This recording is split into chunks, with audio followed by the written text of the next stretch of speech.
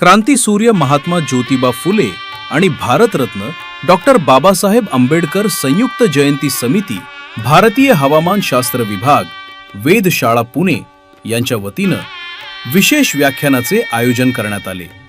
प्रमुख वक्त्या स्नेहा दिलीप गायकवाड, शिव फुले शाहू आंबेडकर अभ्यासक यांनी प्रभावी मार्गदर्शन केले। कार्यक्रमास अध्यक्षस्थानी वरिष्ठ शास्त्रज्ञ साई कृष्णन, जयंती महोत्सव अध्यक्षा अपर्णा खेडकर, उपाध्यक्ष अमृत कामरे, सचिव आर.व्ही. शेलार आणि इतर मान्यवर उपस्थित होते। आज हम यहाँ पर राष्ट्रपिता ज्योतिबा फुले और भारत रत्न डॉक्टर बाबा साहेब आम्बेडकर इनकी जयंती महोत्सव के लिए यहाँ पर हाजिर हुए हैं। 64 विषयों में पारंगत धर्मशास्त्र, समाजशास्त्र, मानव विज्ञान, नारी शिक्षा, नौकरी, पुनर्विवाह, संपत्ति में अधिकार समान, स्वतंत्र भारत के प्रथम कानूनी न्याय मंत्री, स्वतंत्र चुनाव व न्यायपालिका का किया प्राविधान, एक बाबा साहेब जन्मे थे जिन्होंने किया देश का उत्कृष्ट उत्थान। मैं आज के प्रमुख अतिथि सुश्री स्नेहा दिलीप गायकवाड़ मैम, कार्यालयीन प्रमुख श्री साई कृष्णन सर, प्रशासन प्रमुख श्री एडी ताठे सर, संयुक्त जयंती समिति के अध्यक्ष अपर्णा खेडकर मैम, समिति के सचिव श्री आर.व्ही. शेलार सर, इन सभी मान्यवरों को मंच पर आने के लिए विनंती करता हूँ। मैं मान्यवरों को विनंती करता हूँ कि वे राष्ट्रपिता महात्मा ज्योतिबा फुले और डॉक्टर बाबा साहेब आम्बेडकर इनकी प्रतिमाओं को पुष्पहार अर्पण करें और मोमबत्ती का प्रज्वलन करें।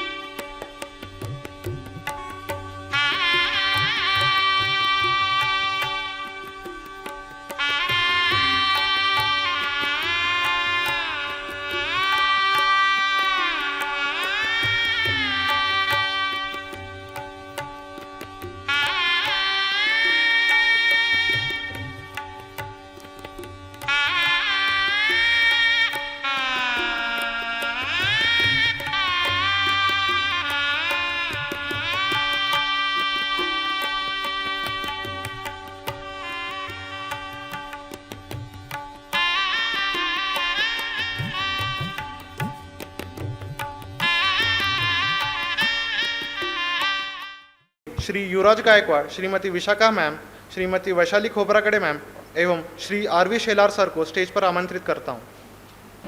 नमो तस्स भगवतो अरहतो सम्मा संबुद्धस्स। नमो तस्स भगवतो अरहतो सम्मा संबुद्धस्स।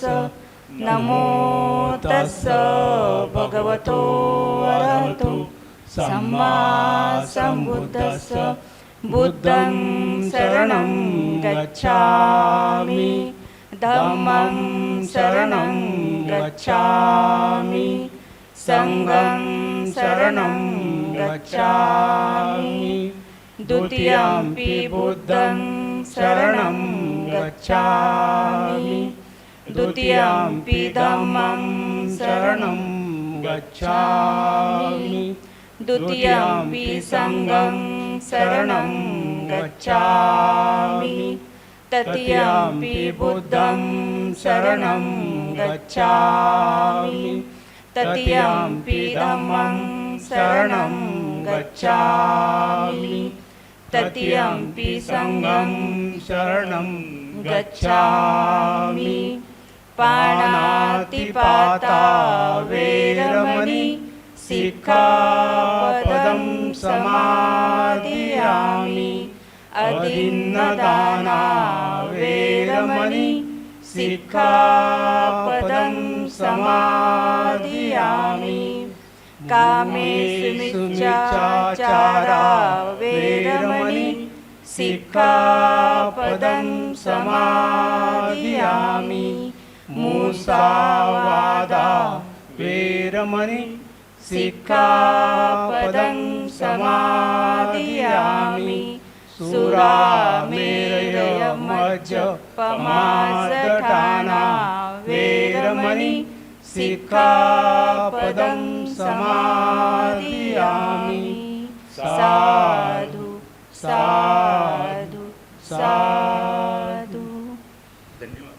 धन्यवाद। अब मैं कार्यालय प्रमुख श्री साई कृष्णन सर को हमारी मुख्य अतिथि सुश्री स्नेहा गायकवाड़ मैम का सम्मान करने के लिए आमंत्रित करता हूँ।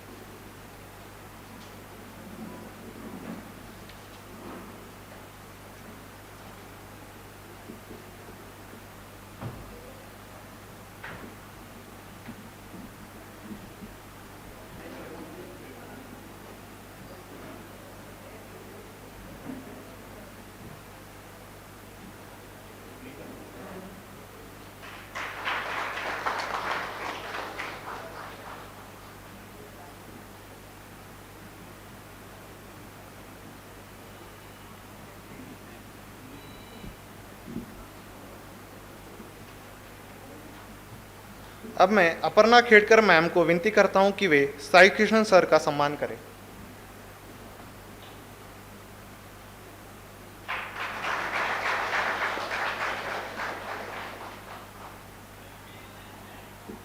मैं शेलार सर को विनंती करता हूं कि वे श्री एदी टाटे सर का सम्मान करें।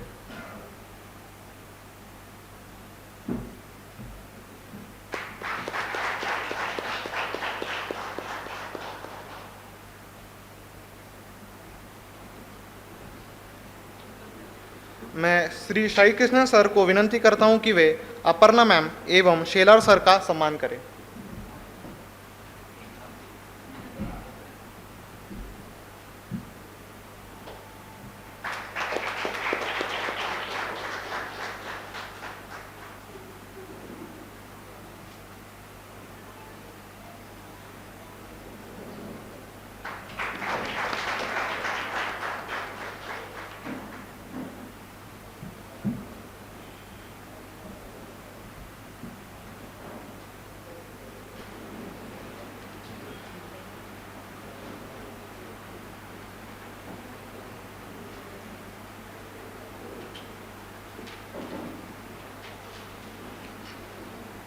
अब मैं श्री आरवी शेलार सर को विनंती करता हूं कि वे कार्यक्रम प्रास्ताविक प्रस्तुत करें।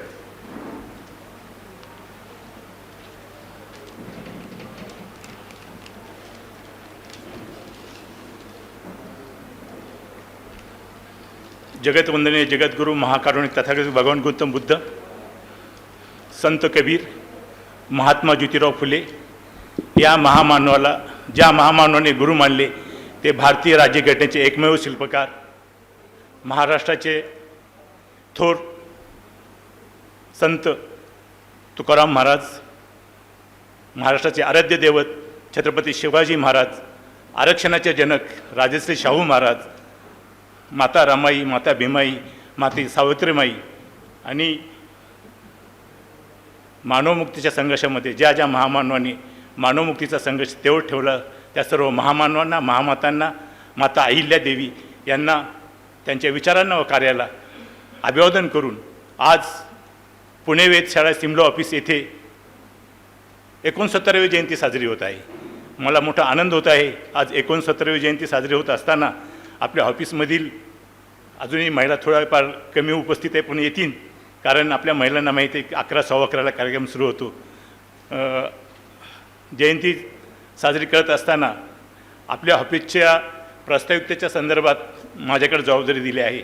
1958 साली आपल्या ऑफिसमध्ये सर्वप्रथम जयंती सुरू झाली।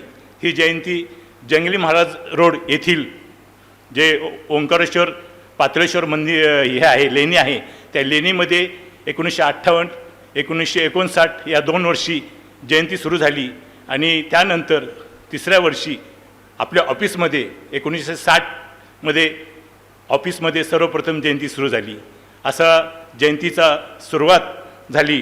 ह्या जयंतीचे काम करत असताना अनेक कार्यकर्ते, अनेक आंबेडकर विचाराचे कामगार, कर्मचारी यांनी हा जयंती महोत्सव चालू ठेवण्यासाठी सतत प्रयत्न केले। बऱ्याच जणांची नावं माहीत नसली तरी जी काही नावं माझ्या माहिती आली त्यामध्ये की Nagarkar, Patole, Ram Ranjane, CP Thorat, BP Kalekar, SM Landge, तसेच ज्यांच्यामुळे जयंतीचा कार्यक्रम हा अतिशय चांगल्या प्रकारे दर्जेदार होऊ लागला। त्यात सर्वप्रथम म्हणजे SC बुचंडे असतील, खोब्रागडे, नगराळे, नंतर विलास कदम, विमल गायकवाड, अरुण बाराते, त्याच्यानंतर अरविंद गायकवाड आणि रोकडे, के एम रोकडे, तसेच बनसोडे असतील, के पी गायकवाड असतील, ह्या सर्व कार्यकर्त्यांनी जयंतीचा हा रथ पुढं नेण्याचा प्रयत्न केला. ते सेवानिवृत्त झाले. 2005 पासून खऱ्या अर्थाने जयंती की पूर्वी आपण डॉक्टर बाबासाहेब आंबेडकर ह्या बॅनरखाली फक्त डॉक्टर बाबासाहेब आंबेडकरची जयंती, जरी आपण प्रतिमा 2 महापुरुषांच्या लावत असलो तरी बॅनर होता फक्त डॉक्टर बाबासाहेब आंबेडकर जयंती महोत्सव. तो 2005 साली बदलून राष्ट्रपिता महात्मा ज्योतिराव फुले तथा विश्वभूषण डॉक्टर बाबासाहेब आंबेडकर असा बॅनर आपण 2005 पासून संयुक्त जयंती सुरू केली. आणि या संयुक्त जयंती सुरू करण्यापाठीमागं आर माळे असतील, तोडकर असतील, यांचं मोलाचं सहकार्य लाभलं. आणि त्यांच्या प्रयत्नामुळेच की संयुक्त जयंती आपल्या ऑफिसमध्ये 2005 पासून सुरू झाली. 2005 नंतर बऱ्याच कार्यकर्त्यांनी काम केलेलं आहे की त्यात की अनेक कार्यकर्त्यांनी हे रथ पुढे नेलेलं आहे. त्याच ह्या विचारमंचाला अनेक मान्यवरांनी आपले विचार व्यक्त करून विचार व्यक्त केलेले आहेत. त्यात विजय कोळसे पाटील असतील, नरेंद्र जाधव असतील, डॉक्टर नरेंद्र जाधव असतील, अनंत दीक्षित असतील, नागनाथ कोतापल्ले असतील, प्रतिमा परदेशी असतील, माधवी खरात असतील किंवा यशवंत गोसावी, श्रीमंत कोकाटे, दत्ता कोविंदकर, इजेड खोब्रागडे, सुभाष वारे, संजय आवटे, अशा अनेक मान्यवरांनी ह्या विचारपीठाला विचार व्यक्त करून सुशोभित केलेला आहे. आणि गौरव असा हा विचारपीठ त्यांनी निर्माण केलेला आहे. आज कार्यक्रम करत असताना बऱ्याच कार्यकर्त्यांनी कष्ट घेतलेले आहेत. मग मी नाव घेत नाही तरी पण काही नावांचा उल्लेख करावासा वाटतो की युवराज गायकवाड असतील, श्रीकांत भागवत असतील, प्रदीप कांबळे, सुनील साबळे, अमृत कांबळे, दिलीप हांडे, Shyam Kulkarni, Sunil Wachakwade, Dudhane, Vilas Bhosale, D Y Shinde, D K Gaikwad, Nita Vaishali, सर्वच अनेक नावं घेत झाली तर मला वेळ पुरणार नाही. ह्या सर्व कार्यकर्त्यांसाठी विशेष म्हणजे अनेक लोकांनी हे काम करत असताना आज मला आठवण होते की पडगेलवार साहेबांनी देखील ह्या जयंती उत्सवामध्ये सक्रिय भाग घेतला आणि त्यांनी आम्हाला मोठं बळ दिलं. उदय शेंडे साहेबांनी देखील अनेक वर्ष आमच्या पाठीशी राहून नैतिक जो पाठिंबा असतो तो पाठिंबा ह्या जयंतीला कसा देता येईल आणि जास्तीत जास्त जयंती कशी साजरी होता येईल ह्या सर्व कार्यकर्त्यांसाठी की एक मला म्हणावंसं वाटतं की निबिड जंग हे तुडवीत आलो, निबिड जंग हे तुडवीत आलो, हा रथसमतेचा असा आणीला सांभाळून न्यावं. हा जो रथ आपण समतेचा आणलेला आहे हा सांभाळण्याचं काम पुढच्या वर्षी अपर्णा खेडेकर किंवा मी असणार नाही, परंतु हा रथ समतेचा पुढे नेण्याचं काम आपल्या सर्व कामगार करतील ही आशा व्यक्त करतो. आणि आजच्या जयंती कार्यक्रमाच्या निमित्ताने आजच्या कार्यक्रमाचे अध्यक्ष तसेच आजच्या प्रमुख पाहुण्या स्नेहा गायकवाड, आपल्या कार्यक्रमाचे अध्यक्ष साई कृष्णन साहेब, तसेच ऑफिस प्रमुख आमचे ताटे साहेब आणि आमच्या जयंती महोत्सव समितीच्या अध्यक्षा अपर्णा खेडेकर, वास्तविक पाहता महापुरुषाच्या जयंत्या साजऱ्या करत असताना त्यांनी केलेले कार्य, त्यांनी केलेले विचार हे आपल्याला रुजले पाहिजेत, पचले पाहिजेत आणि ते अंगीकारले पाहिजेत. महात्मा फुलेंच्या बाबतीत बोलायचं झालं तर महात्मा फुलेंच्या द्विजन्मशताब्दी वर्ष सुरू आहे की त्यांच्या जन्मशताब्दीला 200 वर्षाची सुरुवात होत आहे आणि डॉक्टर बाबासाहेब आंबेडकरांच्या सार्वजनिकरित्या जे काम सुरू केलेलं आहे त्याला 100 वर्ष पूर्ण होत आहे, पूर्णत्वाकडे चाललेलं आहे. डॉक्टर बाबासाहेब आंबेडकरांनी महात्मा फुलेला गुरु का मानलं की त्याचं कारणच असं आहे की दोघांनी ज्या प्रश्नावर काम केले ते माणुसकीचा प्रश्न, खऱ्या अर्थाने बेसिक प्रश्न की त्याच्यामुळं समाजाची, माणसाची उन्नती होईल. सर्वप्रथम म्हणजे शिक्षण. भगवान बुद्धाने सांगितले की अविद्या हे दुःखा मूल कारण आहे, अविद्या हे दुःखा मूल कारण आहे. संत कबीरांनी सांगितले 10 अक्षर प्रेम का. संत तुकाराम महाराज म्हटलेले आहे की अक्षरी हेच धन. आणि डॉक्टर बाबासाहेब आंबेडकरांनी तर म्हणलेले की वाघिणीचं दूध, शिक्षण हे वाघिणीचं दूध आहे. जो प्राशन करेल तो गुरगुरल्याशिवाय राहणार नाहीच. असे महात्मा फुलेंनी आपल्या कामाची सुरुवात करत असताना सर्वप्रथम त्यांना समाजात एका वरातीत गेले असता त्यांचा अपमान झाला आणि तिथून त्यांना वाटलं की मी जर मला अपमान होतो तर आणखी दलित पददलित लोकांची काय अवस्था असेल. आणि खऱ्या अर्थाने त्यातल्या त्यात अतिशय दुर्लक्षित असा घटक जो सर्वच समाजातील दुर्लक्षित घटक होता तो म्हणजे 50% महिला. आणि महिलांसाठी सर्वप्रथम त्यांनी स्त्री शिक्षणाचं काम सुरू केलं. स्त्री शिक्षणाचं काम सुरू केलं. वास्तविक पाहता महात्मा फुलेंचं काम अनेक की आता आमच्या वक्त्या सांगतीनच, त्यामुळे मी त्याविषयी जास्त बोलणार नाही. आज महात्मा फुलेंच्या द्विशताब्दी वर्षानिमित्तानेच डॉक्टर बाबासाहेब आंबेडकरांच्या सार्वजनिक कार्याच्या शताब्दी वर्ष सुरू होत आहे. तो की 20 मार्च 1927 हा महाडचा 14 सत्याग्रह. भगवान बुद्धांनी रोहिणी नदीच्या पाण्यावरच्या प्रश्नावरनं ग्रहत्याग केला. महात्मा फुलेंनी आपला स्वतःचा हौद दलित पददलित ज्या स्त्रियांना होत्या, कुटुंब होते, त्यांच्यासाठी खुला केला. आणि डॉक्टर बाबासाहेब आंबेडकरांनी महाडचा 14 सत्याग्रह 20 मार्च 1927ला सुरू केला की पाणी हे जीवन आहे आणि ते जीवनच इथल्या व्यवस्थेने नाकारलं होतं. त्या अर्थी डॉक्टर बाबासाहेब आंबेडकरांनी हे माणसाला जीवन जगण्याचं काम हे आपल्या सत्याग्रहाने सुरू केलं. मी अधिक न बोलता, कारण आपल्या ज्या वक्त्या आहेत त्या अतिशय नामांकित आहेत, विविध वादविवाद स्पर्धेच्या त्या स्पर्धक आहेत, परीक्षक आहेत आणि आज पुणे युनिव्हर्सिटीमध्ये त्या PhD करतात आहे. डॉक्टर बाबासाहेब आंबेडकर उत्तर की बाबासाहेबांच्या नंतर दलित किंवा बहुजन स्त्रियांची स्थिती काय ह्या विषयावर, असं अवघड अशा विषयावर ते PhD करतात आहे. मी त्यांचे विषय न घेता आजच्या जयंतीचा जो प्रमुख वक्ते तेच आपल्याला प्रबोधित करतील. आज मला आनंद होत आहे की गेल्या 25 वर्ष हे जयंतीचं काम करत असताना पडेल ते काम माझ्या परीने शक्य, परंतु ह्या वर्षी मी कोणत्याही कार्यात सहभाग घेतला नाही. आणि हे न घेता मी लोकांना जे तयार केलेलं आहे त्या लोकांनी तयार केलेल्या लोकांनी ही सगळी व्यवस्था केलेली आहे, यातच मी समाधान मानतो आणि येथेच थांबतो. धन्यवाद.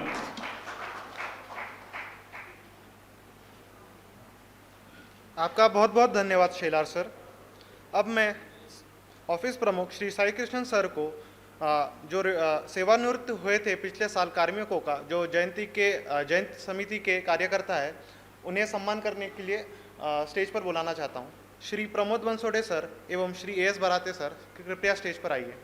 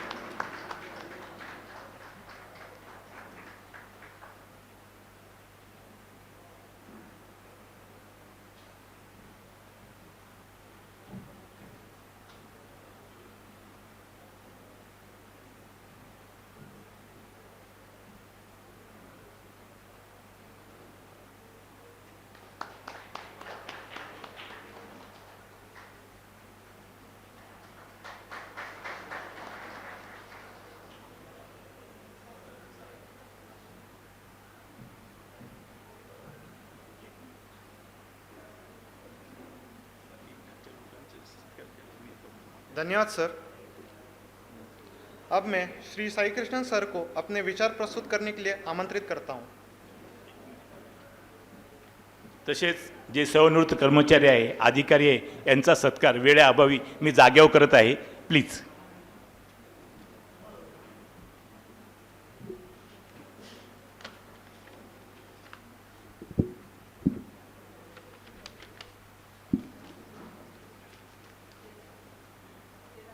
आज के मुख्य अतिथि मैडम स्नेहा गायकवाड़ और मेरे साथी जो मंच पे उपस्थित हैं और जो सभा में उपस्थित हैं, सबका स्वागत और अभिनंदन. आज हम एकत्रित हुए हैं महात्मा ज्योतिबा फुले जयंती और बाबा साहेब अम्बेडकर जी की जयंती के उपलक्ष्य में इन दोनों में एक बात कॉमन है कि दोनों ने सोशल अपलिफ्टमेंट के लिए बहुत सारे काम किए हैं जिनको हम आज भी याद करते हैं। और बाबा साहेब के बारे में तो आप सभी को पता ही है कि उन्होंने कितना बड़ा काम किया था। कॉन्स्टिट्यूशन की जो रचना की थी, कॉन्स्टिट्यूशन की रचना कोई आसान काम नहीं है। और आज भी अगर मैं आप में से किसी को भी कुछ रिपोर्ट बनाने या किसी के लिए कहूँगा तो मतलब कितनी मुश्किल है ये आपको भी पता है। और ये उन्होंने उस टाइम उस समय किया जब ना तो कंप्यूटर होता है ना टेलीफोन, कुछ नहीं, लेकिन बखूबी उन्होंने अपना पूरा दायित्व निभाया। तो आज हमारे पास एक स्ट्रॉन्ग कॉन्स्टिट्यूशन है जिसकी वजह से भारत एक मजबूत देश के रूप में खड़ा है और दुनिया में थर्ड इकोनॉमी बन के सामने आया है। तो ये जो भी हो रहा है, जो भी हमें तरक्की मिल रही है, उसकी नींव रखी थी बाबा साहेब और उनके मेहनत की वजह से। तो हमें ये बात भूलनी नहीं चाहिए। और जो सोशल जस्टिस की जो बात हुई है उसमें तो बहुत ज़्यादा चेंजेस हुए हैं और आज के ज़माने में हम मॉडर्न आउटलुक रखते हैं तो सोशल जस्टिस की बहुत इम्प्रूवमेंट हो चुकी है और आगे भी होगी। तो मैं ज़्यादा वक्त नहीं लूँगा, मैं सुनना चाहूँगा मैडम स्नेहा गायकवाड़ से कि वो हमें संबोधन करेंगे और हम उनसे समझेंगे कि वो क्या। आइए। Thank you. बहुत बहुत धन्यवाद सर। मैं विनंती करता हूँ शेलार सर से कि वे हमारे वरिष्ठ वैज्ञानिक खोले मैम का, शेंडे सर का एवं रंजन सर का पुष्प देकर स्वागत करें।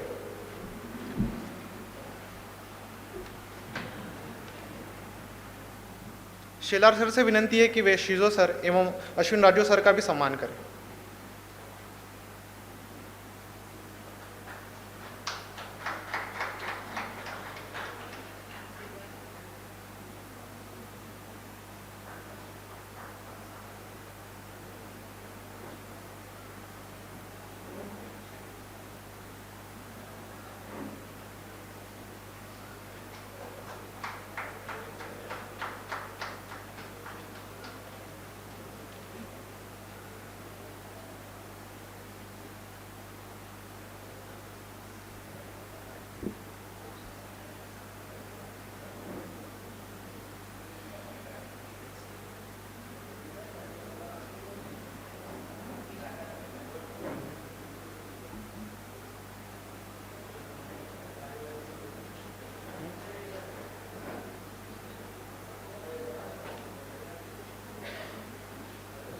अब मैं विशाखा मैम से अनुरोध करता हूं कि वे प्रमुख अतिथि का परिचय करने हेतु स्टेज पर आए।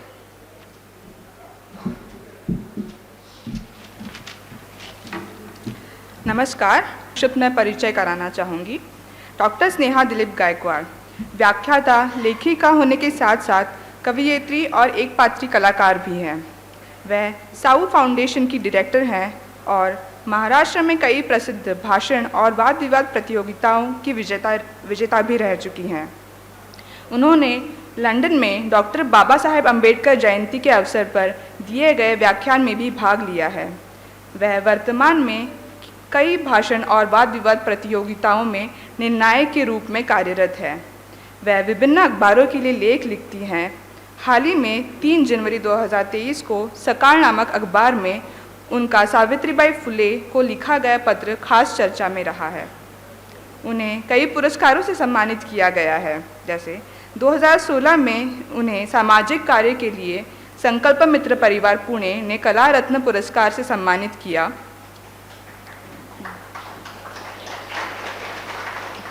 2021 में पैंथर पुरस्कार उन्हें प्राप्त हुआ।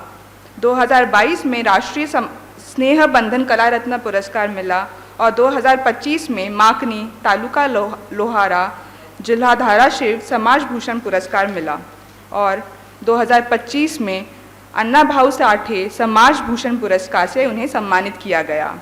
इन सब के अलावा वह 3 जनवरी 2023 को आयोजित प्रथम क्रांति ज्योति सावित्री अभिनव साहित्य सम्मेलन नायगांव की संयोजिका भी रह चुकी हैं।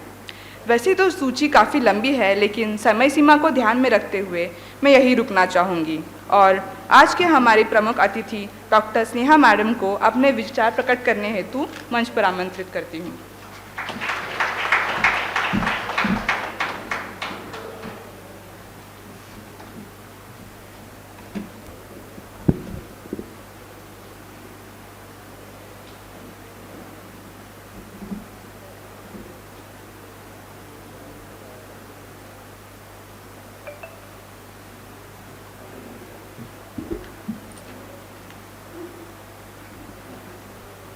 नमस्कार. गणतीच माझी गुलामी तो होती, जिंदगीत माझी सलामी तो होती, तोडलीच माझी गुलामीची बेडी, अशी झुंजणारी माझी जात होती. मला दाविलेली तुझी पायवाट झाली आताची विकासाची वाट. वदे वामन कालची ती पेरणी उद्याच्या विकासास होती, असं म्हणत दुमा लोणी यांच्या कवितेच्या ओळीनं मायनं मला जवळ घेतलं, पोरा दगडाधोंडानं अंग घासून अंघोळ घातली आणि अंगावरचा काढलेला मळ हा तिनं काढून टाकला आणि जळत असलेली चिमणी, चिमणी मीन्स दिवा, जळत असलेली चिमणी दिवा तोडून मेलेली पाहून म्हणजे ती विझली आणि विझल्यानंतर सांगितलं, चिमणी जळत होती तोपर्यंत डॉक्टर बाबासाहेब आंबेडकरांचं एखादं पुस्तक तू का वाचून दाखवलं नाही. This is the transformation in our women's study and as an Indian in our life. आजच्या या कार्यक्रमाला उपस्थित सर्व मान्यवर, सगळ्यात महत्त्वाचं म्हणजे आजच्या कार्यक्रमाचं विशेष संयुक्त जयंती महोत्सवामध्ये कार्यक्रमाचे अध्यक्ष असणारे Sai Krishnan sir and most important thing जयंती महोत्सव अध्यक्षा as a woman Aparna Khedekar ma'am, R V. Shelar sir and Miss Tate sir, त्याचबरोबर सगळे इथे उपस्थित सर्व श्रोते, इन सभी को मेरा नमस्कार और जय भीम. आजच्या विषयाची मांडणी करत असताना माझ्या आधी अतिशय उत्तमरित्या मराठी हिंदी बाइलिंगुअल ऐसी जो भी सभी ने मान्य की है, इसमें से पहले तो महात्मा फुले और डॉक्टर B.R. अम्बेडकर दोनों की संयुक्त जयंती हम सभी के लिए आज बहुत इम्पॉर्टेंट है. उसकी वैल्यू इसलिए हम सभी बात करते वक्त, आज जब भी मैं आपके ऑफिस में आई तो मुझे सबसे पहले जल दिया गया और जल की वैल्यू इस बड़ी धूप में क्या है हम सभी को पता है. जैसे ही आपने जल दिया तो जल का बहुत एक रिलेशन है हमारे ह्यूमिनिटी से, जो सर ने आधा बताया, उसके आगे का मैं बताना चाहती हूँ. जो रोहिणी नदी है वहाँ पे जो भी झगड़ा हुआ कि पानी किसको देना है, उसी वजह के वो सॉल्यूशन जिन्होंने निकाला वो है भगवान गौतम बुद्ध. उसके आगे अगर हम जाते हैं तो छत्रपति शिवाजी महाराज जिनका जल व्यवस्थापन है वो सबसे बड़ा नेचुरल रिसोर्स के ऊपर डिपेंड है, तो उसका भी वो रिलेशन हमें समझ के लेना चाहिए. और पुरोगामी करके हम जिस महाराष्ट्र में बात करते हैं उसकी एक से एक श्रृंखला है जो एक से एक के ऊपर डिपेंड है. कोई भी किसी भी विचारधारा का अकेला यहाँ पे नहीं खड़ा रह सकता, ये हमें सबसे पहले मानना ही पड़ेगा. और उसके बाद अगर हम बात करते हैं तो अगर हम महात्मा फुले जी को अगर सर ने बात छेड़ी है तो पानी का इतना बड़ा और नेचुरल रिसोर्स है, लेकिन अगर हमारी कास्ट अलग है और अगर हम अस्पृश्यता पुराने काल की अगर देखी जाए तो उसकी वजह से सभी को पानी का हक नहीं था, और जिसको हक था उनके लिए अपना खुद का सोसाइटी के अगेंस्ट जाके घर का पानी अवेलेबल करना, this is a very big thing. और उन्होंने जिन्होंने किया है वो महात्मा फुले और उनकी वाइफ सावित्रीबाई फुले सबसे ज़्यादा इम्पॉर्टेंट है. और कोल्हापुर से अगर आप सब है तो कोल्हापुर का रिलेशन बहुत इम्पॉर्टंट है, जो आज भी कोल्हापूरकर भूल नाही पाते. म्हणजे साताऱ्याच्या पश्चिमेकडील डोंगरावर यवतेश्वराच्या पाण्याचे जे झरे आहेत ते सगळे एकत्र करून ते नळाद्वारे जे पाणी आणलं आणि पाणी आणल्यानंतर दगडी हौद जे बांधले गेले आणि बाजीरावांची जी विहीर बांधली गेली ती शाहू महाराजांनी बांधली आणि शाहू महाराजांनी पाण्याचा प्रश्न हा असा सोडवला. शाहू महाराजांचं पुढचं कार्य डॉक्टर बाबासाहेब आंबेडकरांनी केलं. आणि होल वुमन मीन्स दलित, दलित वर्ड किसी एक के लिए कभी नहीं किया है. दलित ये कोई कास्ट नहीं है. दलित यानी जिसको जो भी समाज में नॉर्मल हक है ना, उनसे वंचित किया गया वो दलित है.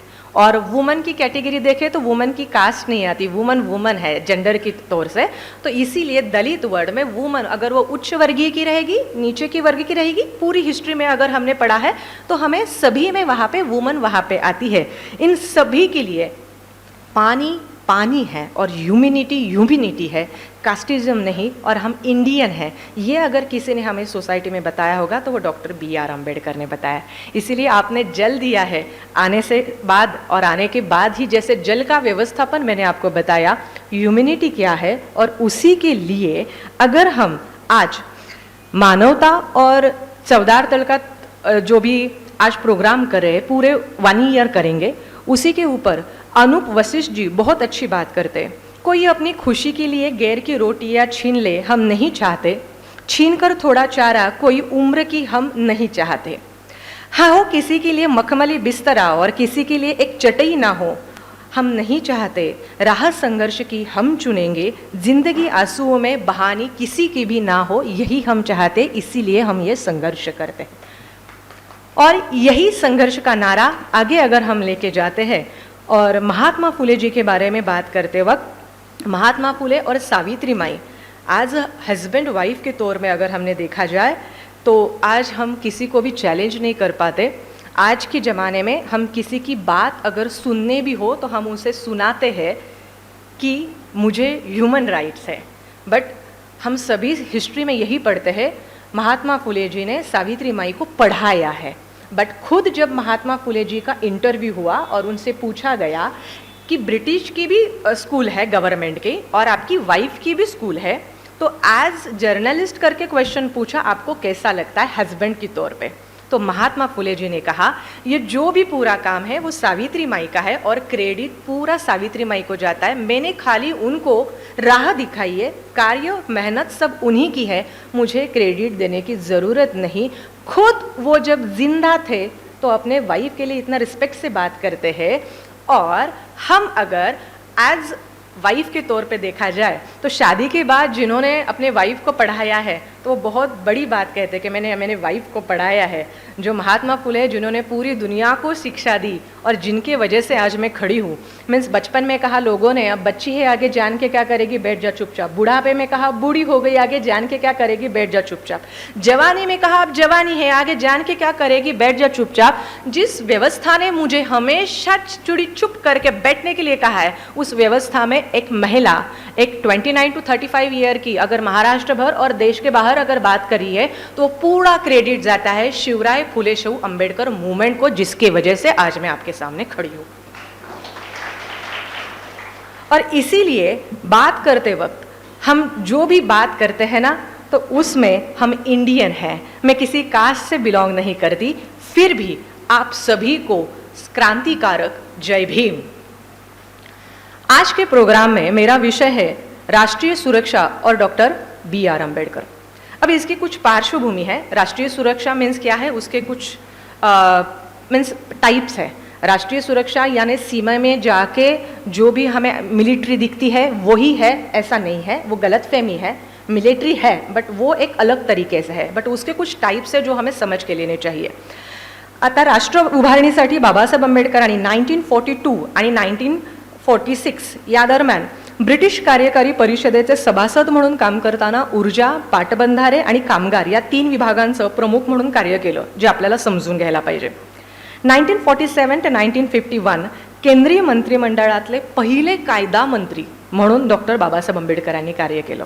आता या दोन्हींच्या पार्श्वभूमीवर जागतिक महासत्तेचं जर आपण स्वप्न पाहिलं आणि आंतरराष्ट्रीय सुरक्षा व्यवस्थेत भारताचं वर्चस्व प्रस्थापित करताना भारत आज ही जो विजन हमने 2020 बताया था वो 25, 26, 27 तक भी नहीं हुआ. इसका मतलब हम कहीं तो कहीं फेल है और वो फेल्यूर कहाँ पे है वो हमें समझ के लेना है, क्योंकि 2020 विजन हम जब स्कूल में थे तब था, अब हम बड़े हुए फिर भी हम नहीं अचीव कर पाए. उसका रीज़न क्या है, हमें वो ढूंढना है. अब इसी के लिए डॉक्टर बी आर अम्बेडकर वो क्या कहते एज ए इंडियन तौर पे, वो हमें देश की सुरक्षा के लिए देखना है. कामगार खाते 1937 मध्ये स्वतंत्र कामगार विभागाची स्थापना केली.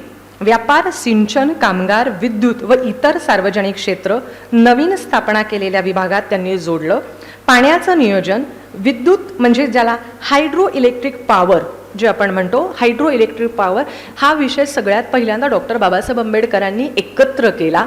आणि याच्यानंतर डॉक्टर बाबासाहेब आंबेडकरांनी सर्व विभाग मीन्स जो भी डिफरेंट पार्ट्स थे ना, तो उन सभी को इकट्ठा करके 1940 के पहले से ही अगर आपने देखा जाए तो जो जो हमें इलेक्ट्रिसिटी मिलती है वहाँ पे भी डॉक्टर बी आर अम्बेडकर ने बहुत बड़े ट्रांसफॉर्मेशन किए हुए हमें दिखाई देते हैं. सिंचन खात्याचे प्रमुख म्हणून त्यांनी काम केलं.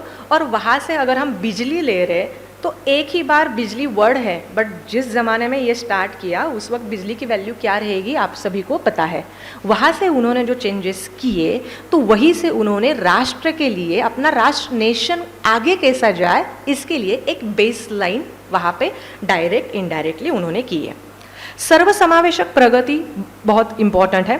तंत्रज्ञान, मानवी बल यालाच महत्त्व नसून मीन्स हम सभी ऐसे बात करते हैं कि यहाँ पे अभी रोबोट आ गए हैं और ह्यूमन की वर्क की ज़रूरत नहीं है. जहाँ पे 10 ह्यूमन काम कर सकते हैं वहाँ पे एक रोबोट काम कर सकता है, तो 10 ह्यूमन को काम नहीं मिल सकता. ये भी साइमल्टेनियसली उस 10 हाथ को या फिर 100 हाथ को हम क्या काम अलग से दें उसका भी हमारे पास एक इवैल्यूएशन रहना चाहिए. क्योंकि हम जितनी तरक्की कर रहे हैं ना उसकी साइड बाय साइड यहाँ पे जो और भी लोग हैं ना उनके हाथ को क्या काम देना चाहिए वो अगर हमारे पास नहीं है तो हमारी तरक्की आगे नहीं जाएगी. हम तरक्की से एक ही जरिए से आगे जा सकते हैं. मानवाचा विकास हा केंद्रबिंदू मांडला, सेंटर पॉइंट.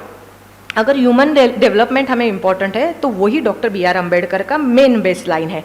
डॉक्टरांनी सामाजिक आणि आर्थिक प्रश्नांची सांगड घातली. केवळ हमें इकोनॉमिकली कंडीशन ज़्यादा डेवलप करेगी और सोशल में अगर हम पीछे रहेंगे तो नहीं चलेगा. दोनों साइमल्टेनियसली दोनों चाहिए हमें. ये उन्होंने बहुत बढ़िया से काम किया. हम खेती प्रधान है, खेती से है, बट आज भी हमारे यहाँ की किसान की क्या राय है और किसान कैसे जीते हैं ये हम सभी को पता है. सबसे बढ़िया और सबसे महंगी अगर बात कोई है ना तो खुद अनाज पकाओ और दूसरे को कम दाम में दे दो.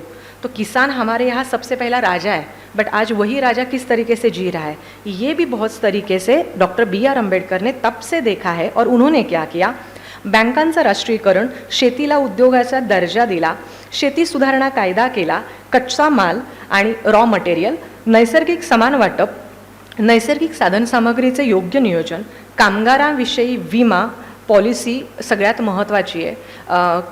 कल की एक नासिक की घटना है, काम करते वक्त किसी को कुछ भी हो सकता है, किसी की डेथ हो सकती है, बट अगर हम वर्कर हैं तो हमें पॉलिसी चाहिए.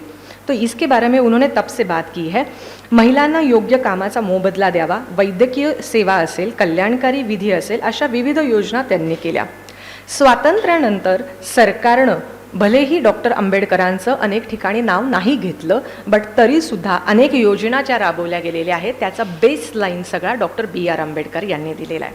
1935 to 1951 बाबासाहेब आंबेडकरांच्या मनातील विचारांना प्रत्यक्ष उतरवताना प्रचंड हार्डवर्क करावं लागलं.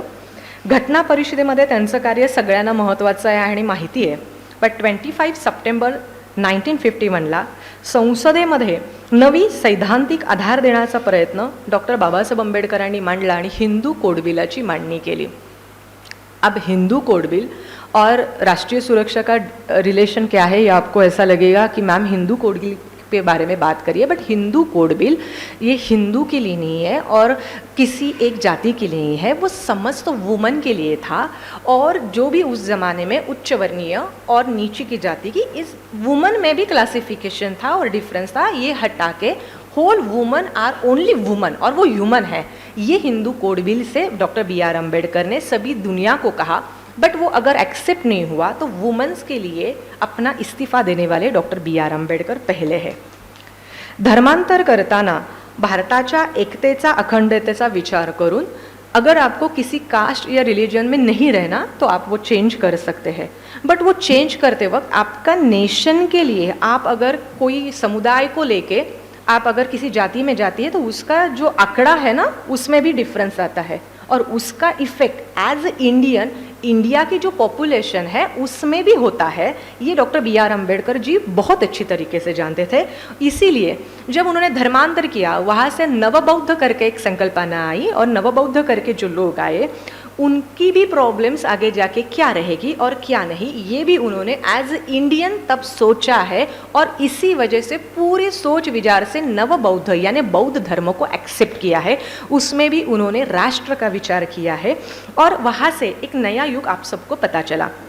त्यांच्या प्रत्येक पुस्तकाच्या लेखनातून सामाजिक आणि सांस्कृतिक क्रांती घडवून आणलेली दिसते। डॉक्टर बी आर अम्बेडकर की जब भी ओरिजिनल राइटिंग है ये हम कैसे जान सकते हैं, तो डॉक्टर बी आर अम्बेडकर जब भी लिखते थे तो उनके नीचे कैपिटल ए लिखते थे।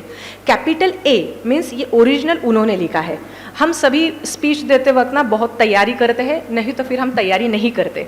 बिना तैयारी किए जो भी स्पीच करते हैं उनके लिए मैं बोलना चाहूँगी, doctor B R Ambedkar ji कभी बिना तैयारी करके बात नहीं करते थे।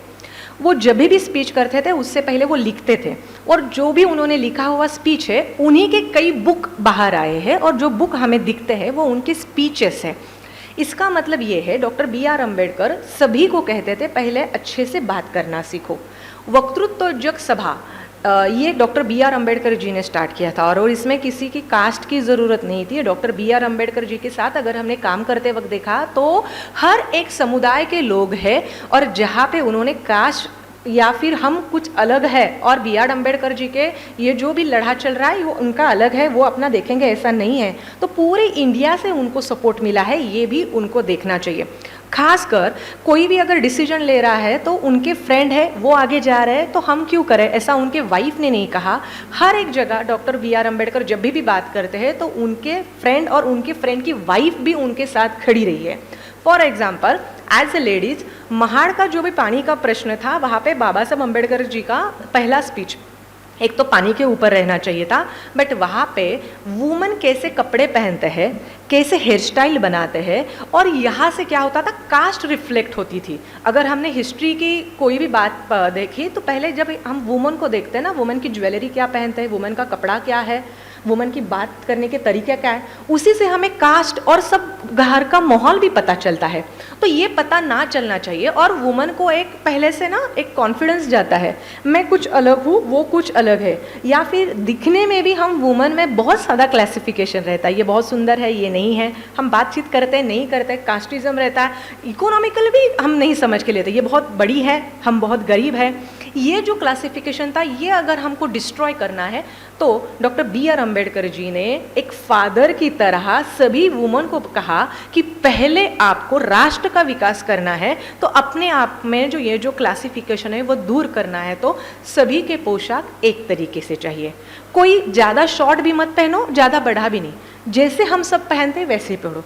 एज ए ज्वेलरी भी उन्होंने कहा, पुराने ज़माने में दलित लोगों में एक ऐसा कहा जाता था जितनी ज़्यादा ज्वेलरी पहने उतने में अच्छा दिखे, बट उसके क्या होता था हम जितनी ज़्यादा ज्वेलरी पहनते थे वो नकली पहनते थे या फिर बहुत गंदा दिखता था। और उसमें क्लासिफिकेशन ज्वेलरी से भी पता चलता था कि ये कौन है, लैंग्वेज से पता चलता था आप किस तरीके से आपकी ज़बान है, आप वर्ड कौन से यूज़ करते थे।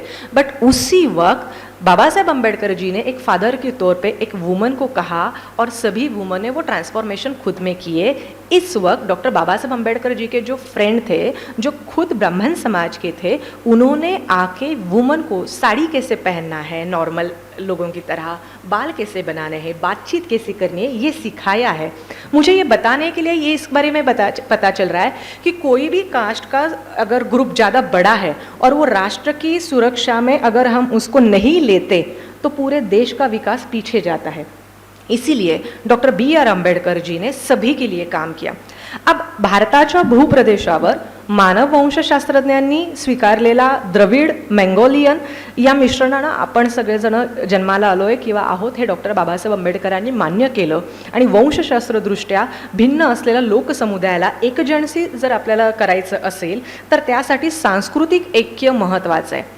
सोशल कल्चरल जो एक्टिविटी रहती है वहाँ से हमारा सभी का कल्चर एक दूसरे के साथ हम चेंज कर सकते हैं, एक्सचेंज करते हैं। मुझे कुछ नहीं आता तो मैं दूसरे से सीखती हूँ। अगर आज ही की बात कीजिए, आपके ऑफिस में हमारी चर्चा चल रही थी, बंगाली बंदा अगर बंगाली है फिर भी मराठी बात कर रहा है, पंजाबी बंदा अगर पंजाबी है फिर भी मराठी बात कर रहा है, तो मैं भी पंजाब में अगर मेरी ट्रांसफ़र होती है तो मैं भी वहाँ से पंजाब की लैंग्वेज सीखती हूँ। मैं साउथ इंडियन में जाती हूँ तो मैं साउथ की लैंग्वेज और लहजा सीखती हूँ। इसका मतलब क्या है, हम कल्चर एक दूसरे को देते हैं। मैं महाराष्ट्रियन हूँ, आज महाराष्ट्र, बट मुझे साउथ इंडियन लोग ज़्यादा अच्छा लगता है तो मैं साउथ की साड़ी पहनती हूँ, साउथ का कल्चर बंगाल की पहनती हूँ। तो ये क्या रहता है, आप एक दूसरे को अपने विचार देते हैं। हम खाना बनाते हैं, पकवान बहुत अच्छी चीज़ है, पूरन पोली महाराष्ट्र की है, बट हमारे यहाँ अप्पे भी बनते हैं। हमारे यहाँ बंगाल की कोई डिश है स्वादिष्ट, वो भी हम खुद नहीं बनाते तो यूट्यूब से देख के बनाते, बच्चों को अच्छा लगता है। बच्चे जिस स्कूल में जाते हैं वहाँ पे इंडियन करके जाते हैं। हम स्कूल का भी एक ड्रेस कोड है। और बच्चे जब खाना भी खाते हैं ना, तो बच्चे जब टिफ़िन एक्सचेंज करते हैं ना, तो घर आके बोलते हैं कि मेरी मम्मा से ज़्यादा किसी और की सब्जी ज़्यादा अच्छी लगती है, तो मम्मा वो बनाती है। This is, we are Indian. और हम एक्सचेंज करने के लिए हमें सांस्कृतिक जो चेंजेस है ना, जो कल्चरल, वहाँ पे किसी और की तरह नहीं जाना है, क्योंकि इंडियन की एक मिस खूबी है, हम बहुत अच्छे कल्चर ना एक दूसरे के साथ इजीली चेंज करते हैं और हमें पता भी नहीं चलता। जैसे सर ने कहा, मैं सर साउथ इंडियन है, बट सर के यहाँ पे मराठी फैमिली बहुत पहले से है लखनऊ में, तो सर मराठी बात नहीं कर पाते बट समझते हैं। बट जहाँ पे ऐसी बात सर कर रहे हैं, तो जहाँ पे सर के वो नेबर थे वो भी बात करेंगे कि हम मराठी बोलते हैं, बट सर जब साथ में थे तो हमने सर से भी कुछ अच्छी, उनकी फैमिली से कुछ सीखा है। This is the exchange and that we feel we are Indian and proud of, because किसी ने हमें ये सिखाया नहीं है, या किसी ने हमें हक नहीं दिया, या किसी ने हमको प्रेशर नहीं किया।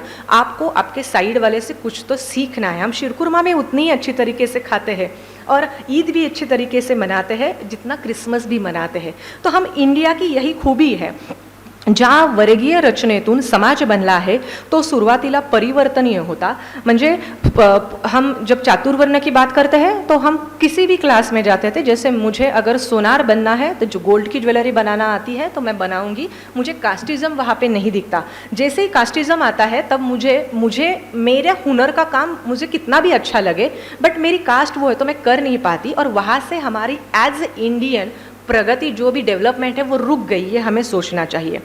कास्टिज्म ये जब भी आया तब से हम सभी एक दूसरे को ना एक मीन्स यहाँ पे बंदिश कर लेते थे कि नहीं, मैं मेरे इस कास्ट के हूँ, ये वो उस कास्ट का है। जैसे हमारे दिमाग में कास्ट आती है ना, डॉक्टर B.R. अम्बेडकर ने कभी कास्ट के बारे में ऐसा नहीं कहा, बट कभी कभी हम समझ के उनको गलत लेते हैं और उसकी बात गलत छेड़ी जाती है। महत्त्वाचा एक प्रश्न आहे, सामाजिक सांस्कृतिक क्षेत्रात बदल करत असताना लोकशाही आणि हिंसेचा वापर, बाबासाहेब आंबेडकरांनी लोकशाही स्वीकारली पण हिंसेचा वापर अजिबात स्वीकारलेला नाही। लोकशाही इसका मतलब यही है, हमारा राज्य है और हमें जो अच्छा लगता है हम अपना कल्चर खुद और अपनी लैंग्वेज वो यहाँ पे बहुत ही प्राउड तरीके से बातचीत कर सकते हैं। अब ये हुआ हमारा सबका background, but doctor B.R. Ambedkar ने राष्ट्रीय सुरक्षा के बारे में कुछ पॉइंट्स बताए, और राष्ट्रीय सुरक्षा मीन्स क्या है ये हमें समझ के लेना चाहिए। स्वातंत्र्य पूर्व काळात आणि स्वातंत्र्योत्तर काळात डॉक्टर बाबासाहेब आंबेडकरांनी काही धोरणं मांडली। पहिलं होतं भारतीय एकता आणि अखंडतेचे धोरण, दुसरं होतं विभागीय एकत्रीकरणाचं धोरण, सामाजिक एकत्रीकरणाचं धोरण, राजकीय स्थैर्याचं धोरण, बहिर्गत असणाऱ्या सुरक्षा आणि परराष्ट्र संबंधीचं धोरण। आता राष्ट्रीय सुरक्षा म्हणजे काय? पहला मुद्दा डॉक्टर बाबासाहेब आंबेडकरांचा आहे स्पर्धात्मक सुरक्षा, कॉम्पिटिशन। अब ये कॉम्पिटिशन कहाँ से है?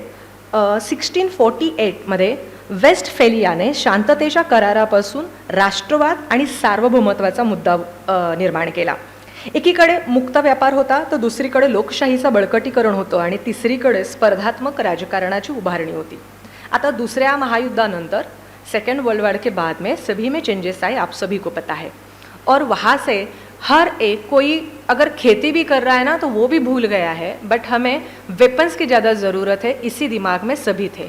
और वहाँ पे स्पर्धात्मक सुरक्षेच्या द्वारे एक प्रकारे असुरक्षिता, इनसिक्योरिटी पूरे वर्ल्ड में आई थी, और वहाँ से हर एक को लगने लगा अगर किसी ने मेरे ऊपर अटैक किया तो मेरे पास उतनी वेपन्स और मेरे नेशन के पास उतना पावर भी रहना चाहिए।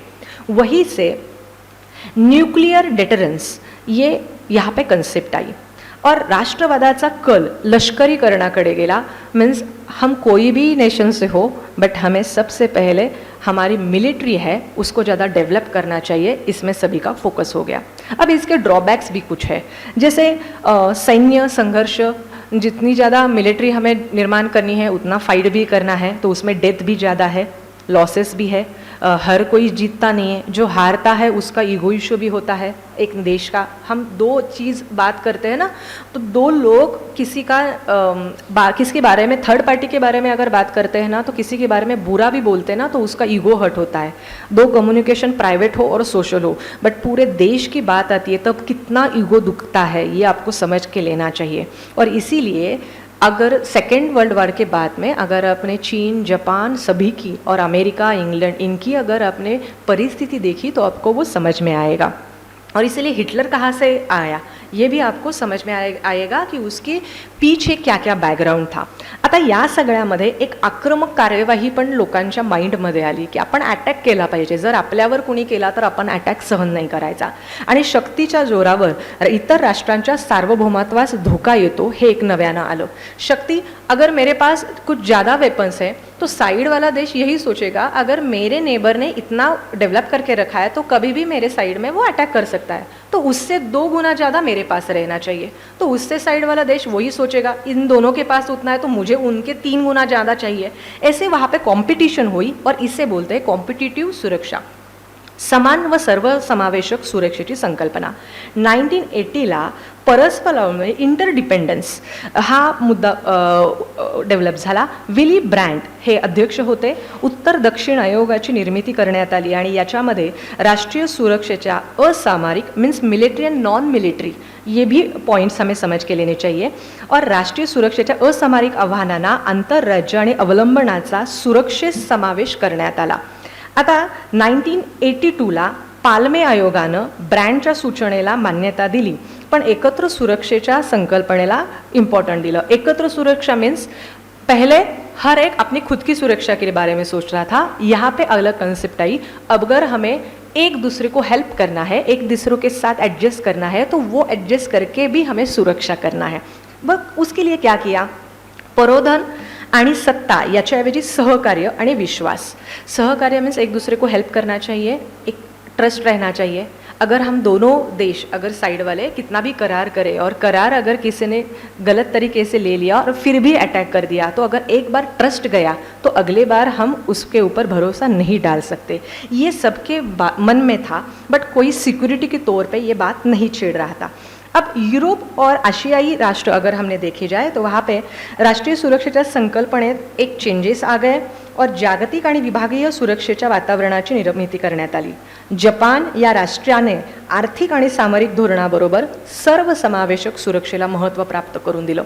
जपाननं आर्थिक आणि सामरिक धोरणाबरोबरच सर्वसमावेशक सुरक्षेला महत्त्व प्राप्त करून दिल्यामुळं दक्षिण पूर्व आशियातील राष्ट्रांनी मलेशिया, इंडोनेशिया सर्वसमावेशक कल्पना मांडली आणि या अंतर्गत स्थैर्य आणि राष्ट्रीय विकास आणि सामाजिक शांततेवर लक्ष दिलं।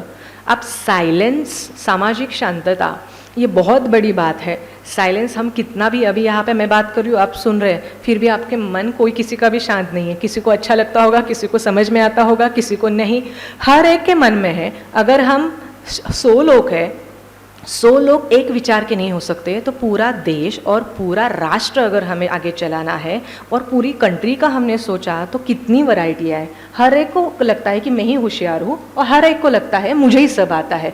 तो इन सबको आगे लेके देश की प्रगति करना कितना अलग है और कितना इम्पोर्टेंट है, ये हमें समझ के लेना है। सहकार्य सुरक्षा, this is the third point. समान सहकार्य, इक्वल। किसी को अगर मैं ज़्यादा कर रही हूँ और कोई कम कर रहा है, तो जो कम कर रहा है उसको मैं ज़्यादा साथ में लेके नहीं चल सकती। ये भी बात देश के तौर पे है। हम कभी भी बात करते वक्त ना, 2 चीज़ अगर हम साइमल्टेनियसली काम करते हैं ना, तो मेरा साइड वाला मुझे आउटपुट कम दे रहा है, तो हम क्या करते हैं, चेंज कर लेते हैं, क्योंकि इसका स्पीड ज़्यादा है, मेरा वर्क ज़्यादा बढ़ेगा। तो वही देश के बारे में है। सर्वसमावेशक सुरक्षा, सहकार्य सुरक्षा यातील फरक क्लियर झाला। अब सर्वसमावेशक आणि सहकार्य, एक दूसरे को हेल्प करना चाहिए, बट वो कहाँ तक करना है और कहाँ तक नहीं करना, ये इसके बारे में पूरे वर्ल्ड में कन्फ्यूजन था कि कहाँ तक करना है, कहाँ नहीं। इसके बारे में देश में या फिर वर्ल्ड में उतनी कंसेप्ट क्लियर नहीं थी। बट 1919 में कनाडाचे माजी मंत्री क्लार्क यांनी संयुक्त राष्ट्र संघटनेत कन्सेप्ट मांडली आणि ही क्लेरिफिकन्स आणखीन क्लिअर केला. असामरिक आव्हानांना अपारंपरिक म्हटलं, असामरिक नॉन मिलिट्री. अब नॉन मिलिट्री में क्या आना चाहिए ये उन्होंने यहाँ पे नहीं कहा, बट मिलिट्री और नॉन मिलिट्री दोनों आना चाहिए इस सामाजिक सुरक्षा में देश के, ये बात यहाँ पे छेड़ी गई. बट नॉन मिलिट्री मीन्स क्या है? मिलिट्री, आर्मी, तीनों दल हमें पता है, ठीक है, बट तीनों दल पता है, बट तीनों दल के अलावा राष्ट्रीय सुरक्षा में हम थोड़ी आते. अगर हमने सिंदूर ऑपरेशन लिया तो सिंदूर ऑपरेशन का कुछ ना कुछ रिलेशन हमारे यहाँ पे भी है, हमारा उसमें कल्चर भी है. सिंदूर का मतलब क्या है? हमारी एक अस्मिता है भारतीय करके, और वुमन की है. कोई हमारे सिंदूर को मिटाता है हमारे घर में आके, तो उसका जवाब भी वहाँ पे जाके दिया गया, इसीलिए वो सिंदूर ऑपरेशन है. और वो वुमन ने किया है राष्ट्रीय सुरक्षा के तौर पे. वुमन कमज़ोर नहीं है, ये हमारे देश ने दूसरे देश को घर में जाके दिया हुआ आंसर था. बट उसी में राष्ट्रीय सुरक्षा के बारे में अगर हमने देखा जाए तो गलतफहमियां भी बहुत है. और जहाँ पे हम फाइट करते हैं तो अभी ऑनलाइन भी फाइट चल रही है. जैसे सिंदूर ऑपरेशन के बाद जब इंडिया ने अटैक किया तो सबसे ज़्यादा गलतफहमियां यही थी कि सिंदूर ऑपरेशन में हमने जो अटैक किया वहाँ पे हमने जो इनोसेंट लोग हैं उन्हीं के ऊपर ज़्यादा अटैक किया, और ये सोशल मीडिया पे ज़्यादा ट्रेंड चला. इसके बारे में अब हम ड्रोन के यहाँ से भी अटैक करते हैं. तो अभी जो हमारी असामरिक यानी नॉन मिलिट्री जो फाइट है ना, उसके क्राइटेरिया बहुत आज तक के बारे में चेंजेस हुए हैं. और यहाँ पे अगर हमने देखा जाए तो अभी यहाँ पे जागतिक तापमान यानी क्लाइमेट भी यहाँ पे आता है. वहाँ पे अंतर्राज्य गुन्हे जो भी क्राइम है वो भी आया. बेकायदेशीर स्थलांतर अगर हमने देखा जाए तो म्हणजे जर आता आपण मुंबईचा हल्ला घेतला तर मुंबईच्या हल्ल्यामध्ये पाण्याच्या माध्यमातून गेटवे ऑफ इंडियातनं आपल्याकडे दुश्मन आले आणि त्याच्यामध्ये स्थलांतरित म्हणजे बहुत सारे लोग हैं जिनके पास आज भी पासपोर्ट नहीं है, बट वो एक दूसरे से बनावट पासपोर्ट बना के जाते हैं. तो वो भी राष्ट्र की सुरक्षा के लिए बहुत हानिकारक चीज़ है. बेकायदेशीर स्थलांतर उसे कहा जाता है. मानवी समूहाचे आरोग्याचे प्रश्न, अगर हम किसी के बारे में हेल्थ इशू अगर हमने यहाँ पे दिए तो यहाँ पे एड्स आता है, स्वाइन फ्लू आता है, बर्ड फ्लू, हर एक वैरायटी है. हर एक देश में यहाँ पे जो भी क्वेश्चन आते हैं ये भी राष्ट्रीय सुरक्षा के बारे में बहुत इंपॉर्टेंट थिंग है. ये यहाँ पे आज तक लोगों ने लिया नहीं था, बट यहाँ से लेना स्टार्ट हुआ. 4th पॉइंट है व्यक्तिची सुरक्षा आणि राष्ट्राची सुरक्षा. मेरी खुद की सुरक्षा, अगर आज भी इंडिया के ऊपर अटैक चलता है तो भी मेरा प्रोग्राम यहाँ पे नहीं रुकेगा, हम बातचीत करेंगे. और जो मिलिट्री है वही फाइट वहाँ पे करेगी. तो हमारा वहाँ से क्या रिलेशन है, ऐसा आज हम कह सकते हैं. आप सीधी बात लीजिए, हम इंडियन हैं और आर्मी के एरिया में बहुत जगह अगर इंडिया में जाएंगे तो भी आपको रिस्ट्रिक्शन है. तो आप इंडियन हैं, हमें देश की बहुत अस्मिता है. आपकी यहाँ लीजिए, आपके यहाँ भी कोई कॉमन पर्सन नहीं आ सकता, परमिशन लेनी पड़ती है. हम इंडियन हैं बट कहीं पे भी नहीं जा सकते, रूल्स रेगुलेशन है.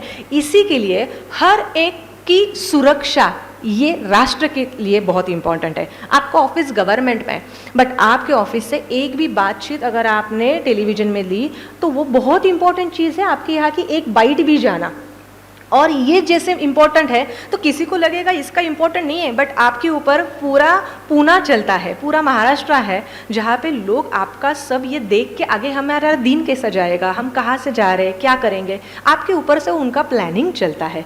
और बाकी की चीज़ भी इसमें बहुत सारी आती है. आंतरराष्ट्रीय राजकारणात सुरक्षा घटक सामूहिक बनलेला आहे. याच्यामध्ये शारीरिक धोका, जखम, वेदना, मृत्यू, हाँ बहुत सारे चीज़ें इसमें हैं. हर एक में अगर आपने देखा जाए तो आर्मी के बहुत सारे यहाँ पे इंजर्ड पीपल आपको दिखाई देते हैं. किसी का हाथ कटा है, किसी की आँख गई है, तो ये भी हमारे राष्ट्र की सुरक्षा के लिए धोखा है, या फिर हमने वो कुछ गंवाया है. अगर आपने किसी को भी देखा जाए तो जो भी शहीद लोग हैं उनकी एक इंस्पायरेशन स्टोरी हमारे लिए क्या रहती है, ये भी राष्ट्र की सुरक्षा का मुद्दा है. और इस सभी में संपत्तीपासून वंचित ठेवणं, उदाहरणार्थ खूप सारी माझ्याकडे संपत्ती आहे पण ती माझ्यापासून मी वंचित ठेवतो.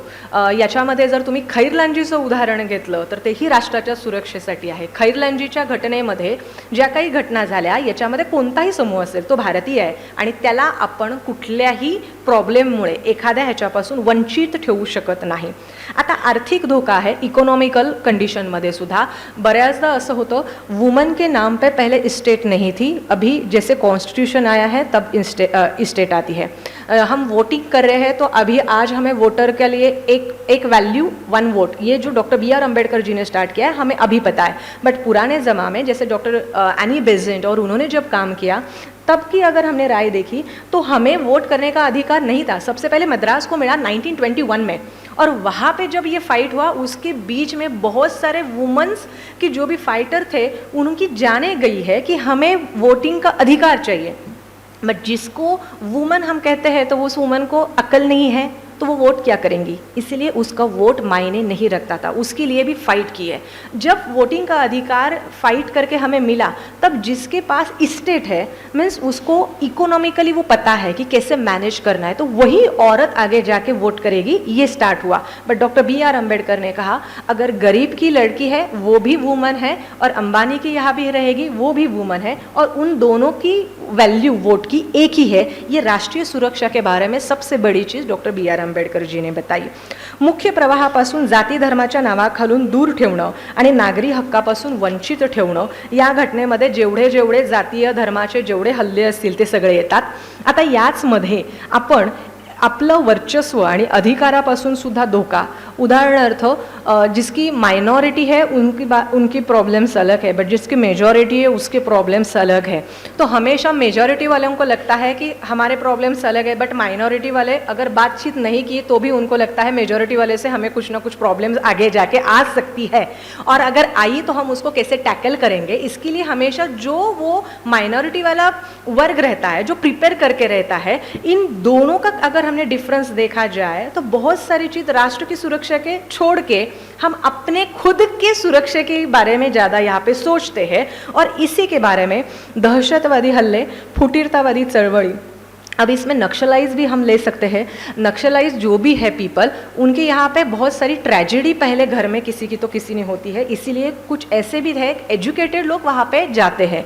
तो एजुकेटेड बंदा अगर किताब की तरह पेन छोड़ के अगर गन हाथ में लेता है तो उसमें हम सभी का पराजय है. ये भी हमें राष्ट्रीय सुरक्षा के बारे में इम्पॉर्टंट चीज़ देखनी चाहिए.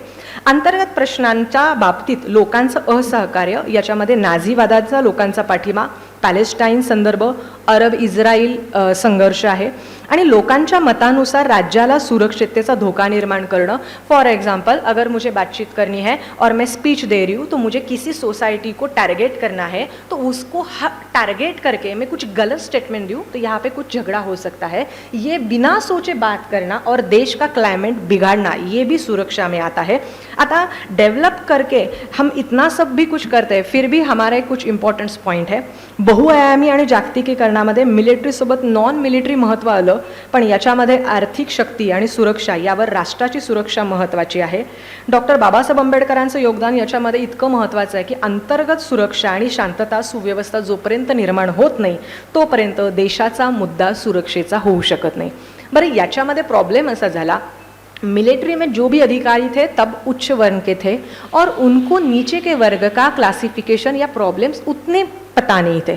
बट जब अपने मिलिट्री के अगर हमने देखा, महार बटालियन हमने देखी जाए तो वो काम करते थे, बट वो एक सोल्जर की तरह काम करते थे, अधिकारी नहीं थे, तो उनके प्रॉब्लम ऊपर तक नहीं पहुँचे गए थे. जैसे ही आगे आगे डेवलपमेंट हुआ और पता चली, तब डॉक्टर B.R. अम्बेडकर जी ने भी यहाँ पे बहुत सारा काम करके यहाँ पे पहले कहा कि जो भी वंचित घटक है ना वो राष्ट्रीय सुरक्षा में आते हैं. ये सबसे पहले डॉक्टर B.R. अम्बेडकर जी ने कहा कि केवल मिलिट्री नहीं आती, नॉन मिलिट्री भी आती है और इसमें वुमन भी आती है. और ये अगर हमने आज के तौर पे दिया तो सिंदूर ऑपरेशन, उसका आपको एक एग्जाम्पल मिलेगा. देशामध्ये अंतर्गत शांतता आणि सुव्यवस्था टिकत नाही तोपर्यंत बहिर्गत सुरक्षेचे प्रश्न भेडसावतात. राष्ट्र आणि राज्यानं एकत्रित प्रश्न जर सोडवायचा असेल तर धार्मिक सलोखा, आर्थिक विकास, राजकीय स्थैर्य आणि राष्ट्रवादाची जोपासना याच्यामध्ये पूर्ण लक्ष दिलं पाहिजे. बहिर्गततेचा प्रश्न हा सुरक्षेचा सोडवण्यासाठी मदत केली पाहिजे. ही जी काही फ्रेमवर्क आहे ना, ही फ्रेमवर्क डॉक्टर बाबासाहेब आंबेडकरांनी केली. आता बाबासाहेब आंबेडकरांचे काही विचार होते राष्ट्रीय सुरक्षेच्या बाबत. बाबासाहेब आंबेडकरांनी राष्ट्रीय एकात्मतेच्या बाबत काही विचार मांडले, बट ॲज अ इंडियन सरकारनं ते ॲक्सेप्ट नाही केले आणि त्याच्यामुळे काही ड्रॉबॅकसुद्धा आपल्याकडे आहेत. एक, सामाजिक आर्थिक विषमता बाबासाहेब आंबेडकरांनी नको म्हणून सांगितलं. आणि एकता, एकात्मता, अखंडता जोपर्यंत अबाधित राहणार नाही, जोपर्यंत आपण इंडियन म्हणून जगत नाही आणि कास्ट डोक्यात धरून जगणार, तोपर्यंत आपल्या देशाची प्रगती नाही, डॉक्टर बाबासाहेब आंबेडकरांनी सांगितलं. धर्मनिरपेक्ष, समाजवादी, लोकशाही, प्रजासत्ताक, राष्ट्र समानता, बंधुत्व, सामाजिक न्याय हे सगळे मूल्य डॉक्टर B.R. आंबेडकर सरांनी भारताच्या सरनाम्यामध्ये मागितलं. जर आपण कॉन्स्टिट्यूशन बघितलं त्याच्या फ्रंट पेजमध्येच हे सगळेजण मुद्दे जर त्यांनी टाकलेले आहेत तर त्याला काहीतरी मिनिंग आहे. आणि याचबरोबर दलित स्त्रिया विकासाबरोबर बहुजन समाजाचा विकास हा केंद्रस्थानी असला पाहिजे, हे डॉक्टर बाबासाहेब आंबेडकरांनी सगळ्यात पहिल्यांदा सांगितलं. आरक्षण या गोष्टीवर जर आपण पाहिलं तर सगळ्यांना वाटतं, बहुत सारे लोगों को लगता है आरक्षण मिल गया यानी डेवलपमेंट हुई है, बट आगे के तौर पे हमारे जनरेशन को पेंशन नहीं है, अब गवर्नमेंट जॉब गए हैं. ये भी हमें अगर सोचना चाहे तो प्राइवेटाइजेशन सभी में हुआ है, तो इसके आगे आरक्षण या कास्ट सर्टिफिकेट के ऊपर नहीं, मेरिट के ऊपर ही ज़्यादा अपॉइंटमेंट होती है. बट पिछले जो लोग हैं, जो गवर्नमेंट सर्वेंट है, उनको आरक्षण का बेनिफिट हुआ है. और इसीलिए कुछ समाज के थोड़े लोग हैं जिनका डेवलपमेंट हुआ है, उनकी ये जिम्मेदारी है, वो खुद अगर वहाँ पे डेवलप है तो आगे के लोग जो पीछे हैं उनको भी साथ में लेके आगे जाना चाहिए, ये डॉक्टर B.R. आंबेडकर जी ने कहा. आता याच्यामध्ये बंधुता म्हणजे सर्व भारतीयांमध्ये बंधुत्वाची भावना निर्माण करणं, अशी भावना निर्माण झाली तर एकता निर्माण होईल. अखंडता यानी कंटिन्यूएशन. ये इसलिए आज मुझे बहुत अच्छा लगा मेरा नेबर, कल मुझे अच्छा नहीं लग सकता. हमारे मूड स्विंग एक दिन में कितने होते हैं. देश के बारे में डिसीजन लेने के बारे में मूड स्विंग नहीं चलती, दूर दृष्टिकोण चलता है. ये सबसे बड़ी बहुत बात है. इसमें हम सब में एक दूसरे के ऊपर हमें कंपटीशन है. मुझे साइड वाला आज अच्छा लगता है, कल नहीं अच्छा लगता. हमारी इंटरनल कंपटीशन इतनी है, पॉलिटिकल पार्टी में भी है और सभी में है. तो देश के बारे में अगर सुरक्षा हमें चाहिए तो बंधुता सब में चाहिए, इक्वालिटी चाहिए और स्वातंत्र चाहिए. कॉन्स्टिट्यूशन से यहाँ पे हमारे लिए स्वतंत्रता मिली है, बट हम स्वतंत्र नहीं हैं. फॉर एग्जाम्पल, वुमन को अगर हमने कहा आप बहुत अच्छी तरीके से स्वतंत्र रहते हैं, हम सब खाना बनाते हैं और हमारे घर में मेड भी रहती है, बट हम में से कितने ऐसे औरतें हैं जो खाना बनाते वक्त पहले ही पनीर का पीस लेते हैं और सबके पहले खुद ही पका के खुद खाएंगे. मैंने पकाया है, मुझे भूख लगी है, मैं बहुत सुबह से मैंने काम किया है. उतना स्वतंत्रता तो सब में दी है. बट आपको अगर किसी ने कहा कि आप पहले वुमन सब खा लो, हम बाद में खाते, अगर ऐसा किसी जेंट्स ने भी कहा तो हमें बुरा लगता है और कुछ अलग लगता है कि अरे बाप रे इन्होंने ऐसा कहा. और जो कहते हैं वो बहुत कम रहते हैं. एजुकेटेड पीपल के बारे में बहुत अच्छी तरीके से है, इक्वालिटी है, बट आज भी डोमेस्टिक वायलेंस आज भी है, एसिड अटैक आज भी है. अगर ये हमारे यहाँ है तो वुमन में स्वतंत्रता है, but woman as a partner के तौर पे कोई क्यों नहीं अपना निर्णय ले सकता. रेप केसेस आज भी चल रहे हैं. तो ये अगर स्वतंत्र होके भी है, इसका मतलब हम वुमन को भी एक वुमन करके ही बढ़ाते हैं. जैसे लड़की पैदा हुई ना तो हम बर्फ़ी देते हैं और बेटा पैदा हुआ तो पेढ़ा देते हैं. तो ये भी क्या है, राष्ट्रीय सुरक्षा के बारे में हम बात कर रहे हैं, बट छोटी छोटी चीज़ में जेंडर इक्वालिटी भी हमें लाने के लिए सोचना पड़ता है. किताबें अगर आपने ली तो राष्ट्र के बारे में एग्जाम्पल रहना चाहिए 1st to 10th में, बट आज भी पानी का अगर ग्लास देना हो ना तो औरत पानी का ग्लास देती है. मैं सीमा पानी ला, शरद तू बैठ. आपने छोटे छोटे सेंटेंस देखे होंगे ना, तो मराठी, हिंदी, इंग्लिश में यही है. जेंट्स आके बैठता है और लड़की काम करती है. ऐसे अगर हम टीचिंग में भी अगर सिखाते हैं तो बच्चा यही आगे जाता है. और कहीं भी आज गेस्ट करके जाओ ना तो बच्चे में इतना है कि ये मेरा काम नहीं है, वो देगी पानी. इसका मतलब कोविड और इसके बारे में अगर हम जीने के लिए सोच रहे हैं तो as a human doctor B.R. Ambedkar ने क्या सिखाया है और हम क्या सीख रहे हैं, ह्यूमन करते. और बहुत सारे अनुयायी ऐसे कहते हैं डॉक्टर B.R. आंबेडकर हमारे हैं, बट मेरा ये कहना है डॉक्टर B.R. आंबेडकर अगर दलित लोगों के ही नेतृत्व में बात करते थे तो डॉक्टर B.R. आंबेडकर का सबसे पहला पार्लियामेंट्री का जो भी स्पीच था वो दलित लोगों के लिए रहना चाहिए था, बट वो किसानों के लिए है. इसीलिए डॉक्टर B.R. आंबेडकर हर एक देश का हर एक प्रॉब्लम को सोल्यूशन रिजर्वेशन चाहते थे, इसीलिए वो देश के नेतृत्व में काम करते थे। बाबा साहेब आंबेडकर कभी भी एक जनजाति को लेके नहीं बात करते थे। अब बाबासाहेब आंबेडकरांच्या मते जोपर्यंत भारतातनं जाती व्यवस्था जात नाही तोपर्यंत भारतीयांमध्ये बंधुत्वाची भूमिका येणार नाही आणि म्हणून भारतीयांमध्ये समान नागरिक कायदा, जाति निर्मूलन, मानवी अवयवांच्या व्यापारी, आज भी किडनी का प्रॉब्लम है, किडनी ट्रांसफर करने में बहुत सारे डॉक्टर इसमें आज भी इस रैकेट में आ रहे हैं, स्वातंत्र्याचा अधिकार, अल्पसंख्याकांचं हित, सेवा पद यावर अनुसूचित जाति जनजातीचा हक्क, कभी भी बहुत सारे गवर्नमेंट में ये भी इशू रहते हैं कि आरक्षण के तौर पे किसी और का प्रमोशन होना चाहिए बट वो नहीं मिलता, उसमें भी फाइट रहती है।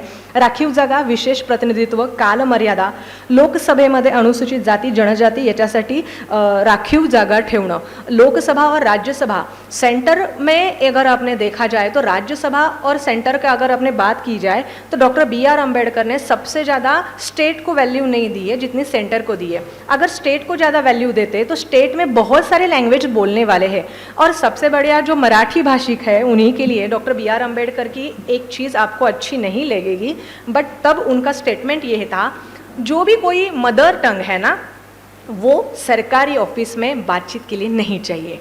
उनका कहना था हर एक की मदर टंग अलग है और हर एक को मदर टंग के लिए प्राउड है। तो ऐसे सोचेंगे तो कोई भी किसी भी यहाँ ट्रांसफ़र करके जाएगा तो वो बोलेगा मेरी मदर टंग अच्छी है, बट वहाँ जो ट्रांसफ़र करके जाएगा तो उसकी मदर टंग अलग रहेगी। तो डॉक्टर BR अम्बेडकर जी ने कहा अगर देश में हमें एकता लानी है तो इंग्लिश ये लैंग्वेज अलग है, हमने दूसरों की अंग्रेज़ों की ली है तो अंग्रेज़ों की लैंग्वेज है इसलिए उसको छोड़ दो, कम्युनिकेशन के लिए रख दो, बट हिंदी के लिए डॉक्टर BR अम्बेडकर जी ने फर्स्ट लैंग्वेज करके कहा कि अगर हम हिंदी में बात कर सकते हैं कि सभी को अपनी मदर टंग के लिए प्राउड ही फील लगेगा और हिंदी कम्युनिकेशन के लिए एक बढ़िया लैंग्वेज रहेगी। बट तब वहाँ पे नहीं किसी ने सुना और वो फॉलो नहीं हुआ क्योंकि सभी को लगा मदर टंग ज़्यादा इंपॉर्टेंट है। डॉक्टर BR अम्बेडकर जी का कहना था हर एक मदर टंग को ऐसा लगा मैं ही अलग हूँ और मेरा ही अच्छा है, तो वो अपना खुद का स्टेट अलग प्राउड करके, जैसे हमें अपने इंडिया में हम एक पार्ट है वो नहीं बट मेरा ही कुछ अलग है, ऐसा करके जैसे हम अलग जीने के लिए प्रयास करेंगे, ये डॉक्टर BR अम्बेडकर जी का कहना था। एक नागरिकत्व एक न्याय व्यवस्था, हमारे यहाँ रेप केस भी हुई ना तो वो नॉर्मल लड़की की भी वही है और बड़े अगर श्रीमंत जहाँ पे बहुत सारा धनाढ्य है लोग वहाँ पे भी अगर हुआ तो उनके भी लिए भी जस्टिस वही है। बाबा साहब अम्बेडकर जी ने ये बताया और उसमें नेशनलिटी के बारे में डॉक्टर BR अम्बेडकर जी ने हमें एक ही नेशनलिटी दी है। अब आप सब कहेंगे नेशनलिटी का और राष्ट्रीय सुरक्षा का क्या संबंध है। अगर अमेरिका का हमने एग्जाम्पल दिया जाए तो अमेरिका में राष्ट्रीयत्व अगर हमने देखा जाए यानी नागरिकत्व तो द्विनागरिकत्व वहाँ पे दिया गया है। अब अगर देश के लिए मुझे द्विनागरिकत्व है और मैं अमेरिका में रह रही हूँ और अमेरिका में किसी ने अटैक किया तो मेरे पास कनाडा का भी है, तो मैं कनाडा में जाके मेरी खुद की लाइफ सेटल करूँगी ना, मुझे थोड़ी देश के लिए मरना है, जिसको मरना है वो जाएगा। अगर ऐसा हर एक इंसान ने सोचा तो फाइट करने के लिए मिलिट्री में कौन जाएगा। अब भारत में एक बहुत अच्छी चीज़ है, हम इंडियन हैं और हम जब भी अटैक होता है ना हम भागते नहीं हैं, हम सभी इंडियन ही हैं और हमें किसी और देश का सहारा लेने की ज़रूरत नहीं है। इसीलिए अगर नेशनलिटी में हम इंडियन हैं ये अगर हमें डेवलप करना है तो नेशनलिटी एक ही चाहिए, ये डॉक्टर BR अम्बेडकर जी ने कहा। विविधतेमध्ये एकता, आज कश्मीर का अगर हमने पॉइंट लिया जाए तो सबसे सेंसिटिव कश्मीर का पॉइंट है, बट उसमें डॉक्टर BR अम्बेडकर जी ने कहा था उत्तर और पूर्व में जो भी क्वेश्चन है वो तेलंगाना, विदर्भ, कर्नाटक, महाराष्ट्र, कर्नाटक बाउंड्री के जो भी प्रश्न है, इंटर स्टेट के जो भी क्वेश्चन है, जहाँ पे वाटर का प्रश्न आज भी है, आज भी कहीं कहीं पे पानी का बहुत सारा प्रश्न है, ये अगर हमें सॉल्व करना है तो इसके लिए सेंटर जो है केंद्र सरकार है उसको ज़्यादा अधिकार देने की ज़रूरत है और डॉक्टर BR अम्बेडकर जी ने यही किया। क्योंकि सेंटर में अगर हम जाए तो इंडियन करके सोचते हैं, स्टेट में अगर हम जाए तो महाराष्ट्र, उसमें भी हम अपने ज़िले के बारे में सोचते, देश के बारे में नहीं सोचते। ये डॉक्टर BR अम्बेडकर ने ड्रॉबैक हमें बताए थे और उन्होंने वो देख के ही सेंटर को ज़्यादा वैल्यू दी। एक भाषा एक संस्कृति डॉक्टर BR अम्बेडकर जी ने बताया और इसी के बारे में डॉक्टर BR अम्बेडकर ने 1948 में भाषावार प्रांतरचना ही जेव्हा मांडली आली, भाषावार प्रांतरचनेच्या याच्यामध्ये त्यांनी मदर टंग हे ज्यावेळेस सांगितलं त्यावेळेस आत्ता जे मी काही स्टेटमेंट केलं ते डॉक्टर बाबासाहेब आंबेडकर यांनी मांडलं आणि एक निवेदन दिलं एक राज्य एक स्टेट एक भाषा चाहिए ही संकल्पना Germany, France, Italy, Britain, America यांचे रेफरन्स देऊन त्यांनी मांडली आणि एक भाषा लोकांना संघटित करू शकते आणि एकत्रित करू शकते. समझा आता अपन हिंदी ही जर भाषा घेतली, अगर हम हिंदी में की जाए तो यहाँ पे मदर टंग हर एक की अलग है. मेरी mother tongue Marathi, I am more comfortable in Marathi. But when I am speaking in Marathi simultaneously Hindi and English, जो भी हमारे जो पीच के पॉइंट रहते हैं ना मराठी में, जसं आपण एखाद्याला खूप चांगलं सडेतोड उत्तर देऊ शकतो. But when I am using another bilingual language आणि taking support another language, simultaneously I use a very soft spoken, simultaneously I use a very different language. Means जो हमें आती है वही. बट कोई मदर टंग अगर आप बात करते हैं तो मदर टंग में आपको 10 सेंटेंस बताने की ज़रूरत नहीं, आप किसी एक वर्ड में ही समोर आगे की बातचीत है ना एंड कर लेते हैं. तो ये हम सब में ये खूबियाँ है. तो इसीलिए डॉक्टर B.R. अम्बेडकर ने एक भाषा, और यही यहाँ पे संगठित करती है. एक भाषा आप यहाँ पे संगठित है क्योंकि आप एक जगह काम करते हैं, नहीं तो हर एक की पर्सनल लाइफ अलग है, हर एक के पर्सनल रिलेशन और सोच अलग है. बट हम एक जगह है, आप एक काम करते हैं, ये हमारा अगर आपने देखा जाए तो हम एक देश में रहते हैं. यही हमारे लिए संगठित करने के लिए डॉक्टर B.R. अम्बेडकर ने एक नेशन हमें दिया है और एक लैंग्वेज दी है और एक इंडियन करके हमें नेशनलिटी भी दी है. अब इसका हेतू बाबासाहेब आंबेडकर जी का था, लोकशाही यशस्वी करण्यासाठी सर्व भारतीयांमध्ये बंधुत्व अबाधित ठेवणं. बिहार वर्सेस महाराष्ट्रियन, आज भी झगड़ा चलता है.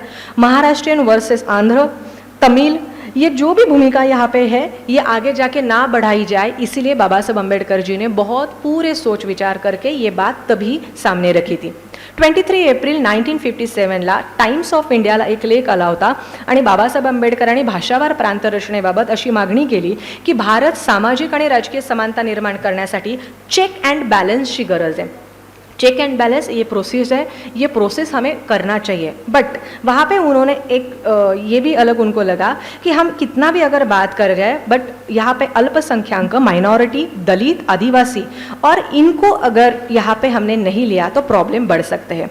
कश्मीर के बारे में डॉक्टर B.R. अम्बेडकर जी की राय अलग थी, वो भी मैं आपको बताऊंगी. 5 नोव्हेंबर 1956 में अल्पसंख्याक हित जपण्यासाठी राज्यपालांना एक महत्त्वाचं आयोगाचं पत्र डॉक्टर आंबेडकरांनी दिलं.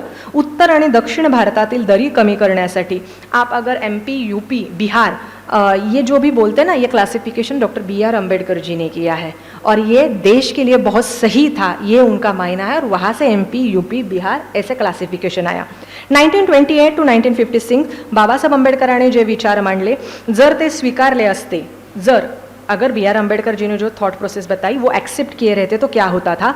महाराष्ट्रामध्ये आज पण जो विदर्भ के प्रश्न हैं वो नहीं रहते, मराठवाड़ा के जो प्रश्न हैं वो नहीं रहते, जो भी आज झगड़े चल रहे हैं वो नहीं रहते अगर हमने B.R. अम्बेडकर जी के प्रोसेस जब सरकार आई और B.R. अम्बेडकर जी के बाद भी अगर एक्सेप्ट किए रहते तो राष्ट्र की सुरक्षा के बारे में.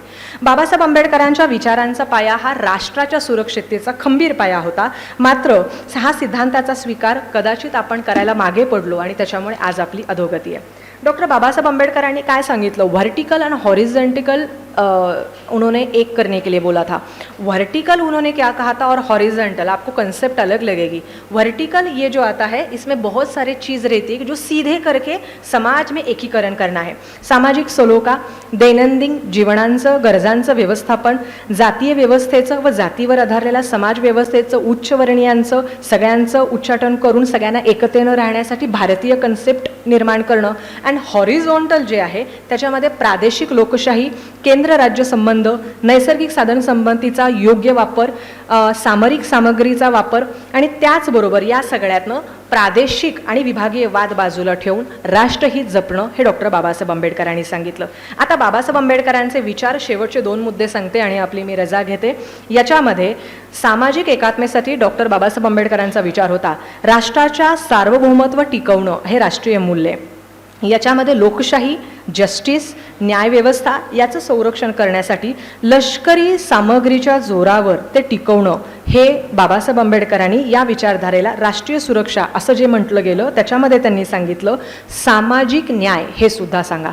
म्हणजे काय, केवळ लष्करी सामग्रीचं डेव्हलपमेंट आमच्याकडे झालं बट आम्हाला जस्टिस जर मिळत नसेल तर मात्र आम्ही देशासाठी लढू शकत नाही. फॉर एक्झाम्पल, आत्ताच मी नक्सलाइज एरियाबद्दल बोले कि अगर नक्सलाइज एरिया में जो भी यंगस्टर हमने देखा जाए तो वो बहुत यंगस्टर पढ़े लिखे हैं जिनके फैमिली में कुछ ना कुछ ट्रेजिडी हुई है, वो रिवेंज के लिए वहाँ पे गए हैं. अगर जस्टिस मिलता तो देश के आर्मी के लिए खड़े रहते, देश के लिए सीना तान के फाइट करते, लेकिन वो हमारे ही अगेंस्ट है और हमारे में से बहुत सारे वहाँ पे क्षमता जो भी है ना इंटरनल फाइट में जा रही है और देश के अलग अलग प्रश्न वहीं पे है. आता दरडोई उत्पन्न आणि आंतरराष्ट्रीय व्यवस्थेत जी आपली भूमिका आपण मांडतो ती बाबासाहेब आंबेडकरांचे विचार आपण आत्तापर्यंत स्वीकारले नाहीत, म्हणून सोव्हिएत रचनाच्या विघटनेकडं वाटचाल जी झाली ती आपण समजून घेतली पाहिजे. सोव्हिएत रशिया क्यों घटा, इसके कुछ 3 रीज़न है. सामाजिक एकात्मता आणि विकासाचा अभाव, केवळ लष्करी दृष्ट्या समर्थ होण्याची मानसिकता, केवळ मिलिट्री के ऊपर ही सभी ने बहुत ज़्यादा फोकस किया है.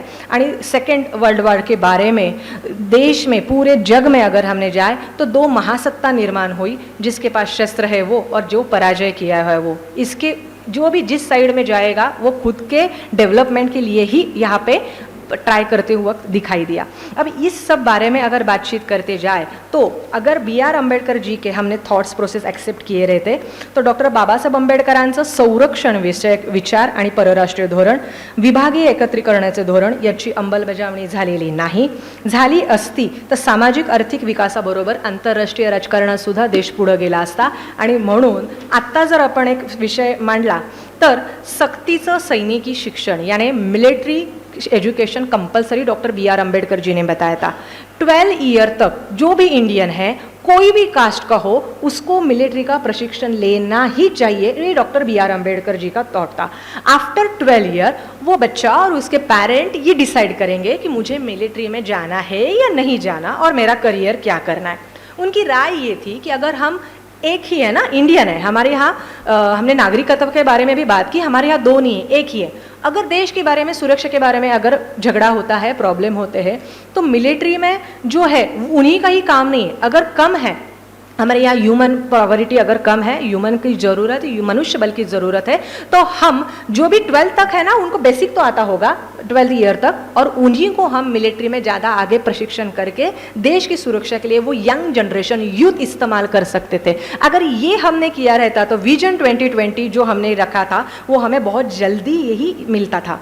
आता अमेरिका, चीन राष्ट्र आपलं वर्चस्व हे सिद्ध करतात. अमेरिका और चीन हमारे जो भी नेबर है ना, वो हमारे साथ बहुत फाइट करने के लिए आगे आगे आते हैं. तो ये नेबर है, फिर भी हम असुरक्षित है. नेबर है, कितना भी हमारे साथ करार शांतता का उन्होंने किया तो भी अटैक हो सकता है, और वो पावरफुल है, ये हमें पता है तब से. और इसीलिए डॉक्टर B.R. आंबेडकर ने कहा, दूसऱ्या राजधानीची मागणी केली होती. उन्होंने कहा था उत्तर भारत वर्सेस दक्षिण भारत, भारत के ऊपर भी जो संघर्ष है वो नहीं चाहिए.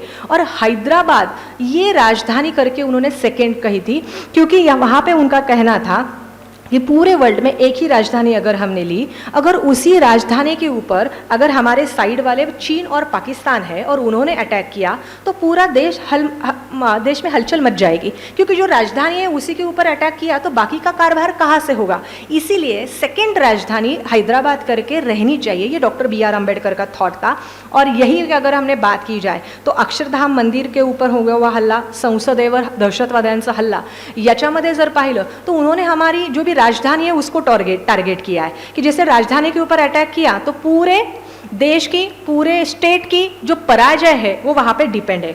डॉक्टर बाबासाहेब आंबेडकरांचं पाकिस्तान, काश्मीर आणि चीन बाबतच्या धोरणाकडे दुर्लक्ष केलं. उन्होंने क्या कहा था, पाकिस्तान बरोबर 1947, 48, 1965, 1971 ही जी युद्ध झाली ते डॉक्टर बाबासाहेब आंबेडकरांचे थॉट्स आपण ॲक्सेप्ट न केल्यामुळे झाली.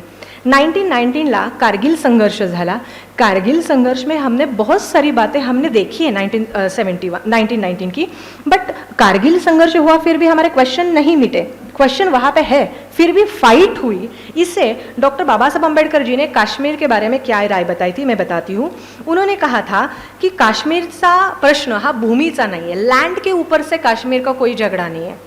उन्होंने कहा था दोन प्रबळ विचारधारेतून धार्मिक संघर्षातून निर्माण झालेला है। वहाँ पे एक वैल्यूएबल पार्टी है और उस वैल्यूएबल पार्टी के ऊपर से वो झगड़ा बढ़ा हुआ है, लैंड का इशू नहीं है। और लैंड का इशू अगर आपको कश्मीर का सॉल्व करना है तो उन्होंने कहा था वहाँ पे जो भी जहाँ पे मेजॉरिटी है उनका क्लासिफिकेशन कर दो, क्योंकि क्या होता है मेजॉरिटी में जो लोग वहाँ पे रहते हैं उनका एक क्वेश्चन अलग रहता है, जो माइनॉरिटी में रहते हैं उनका क्वेश्चन अलग होता है।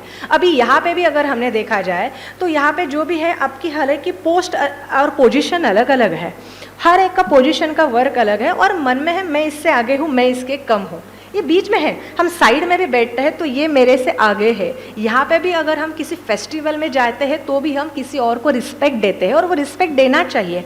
फिर भी मन में एक हिचकिचाहट है।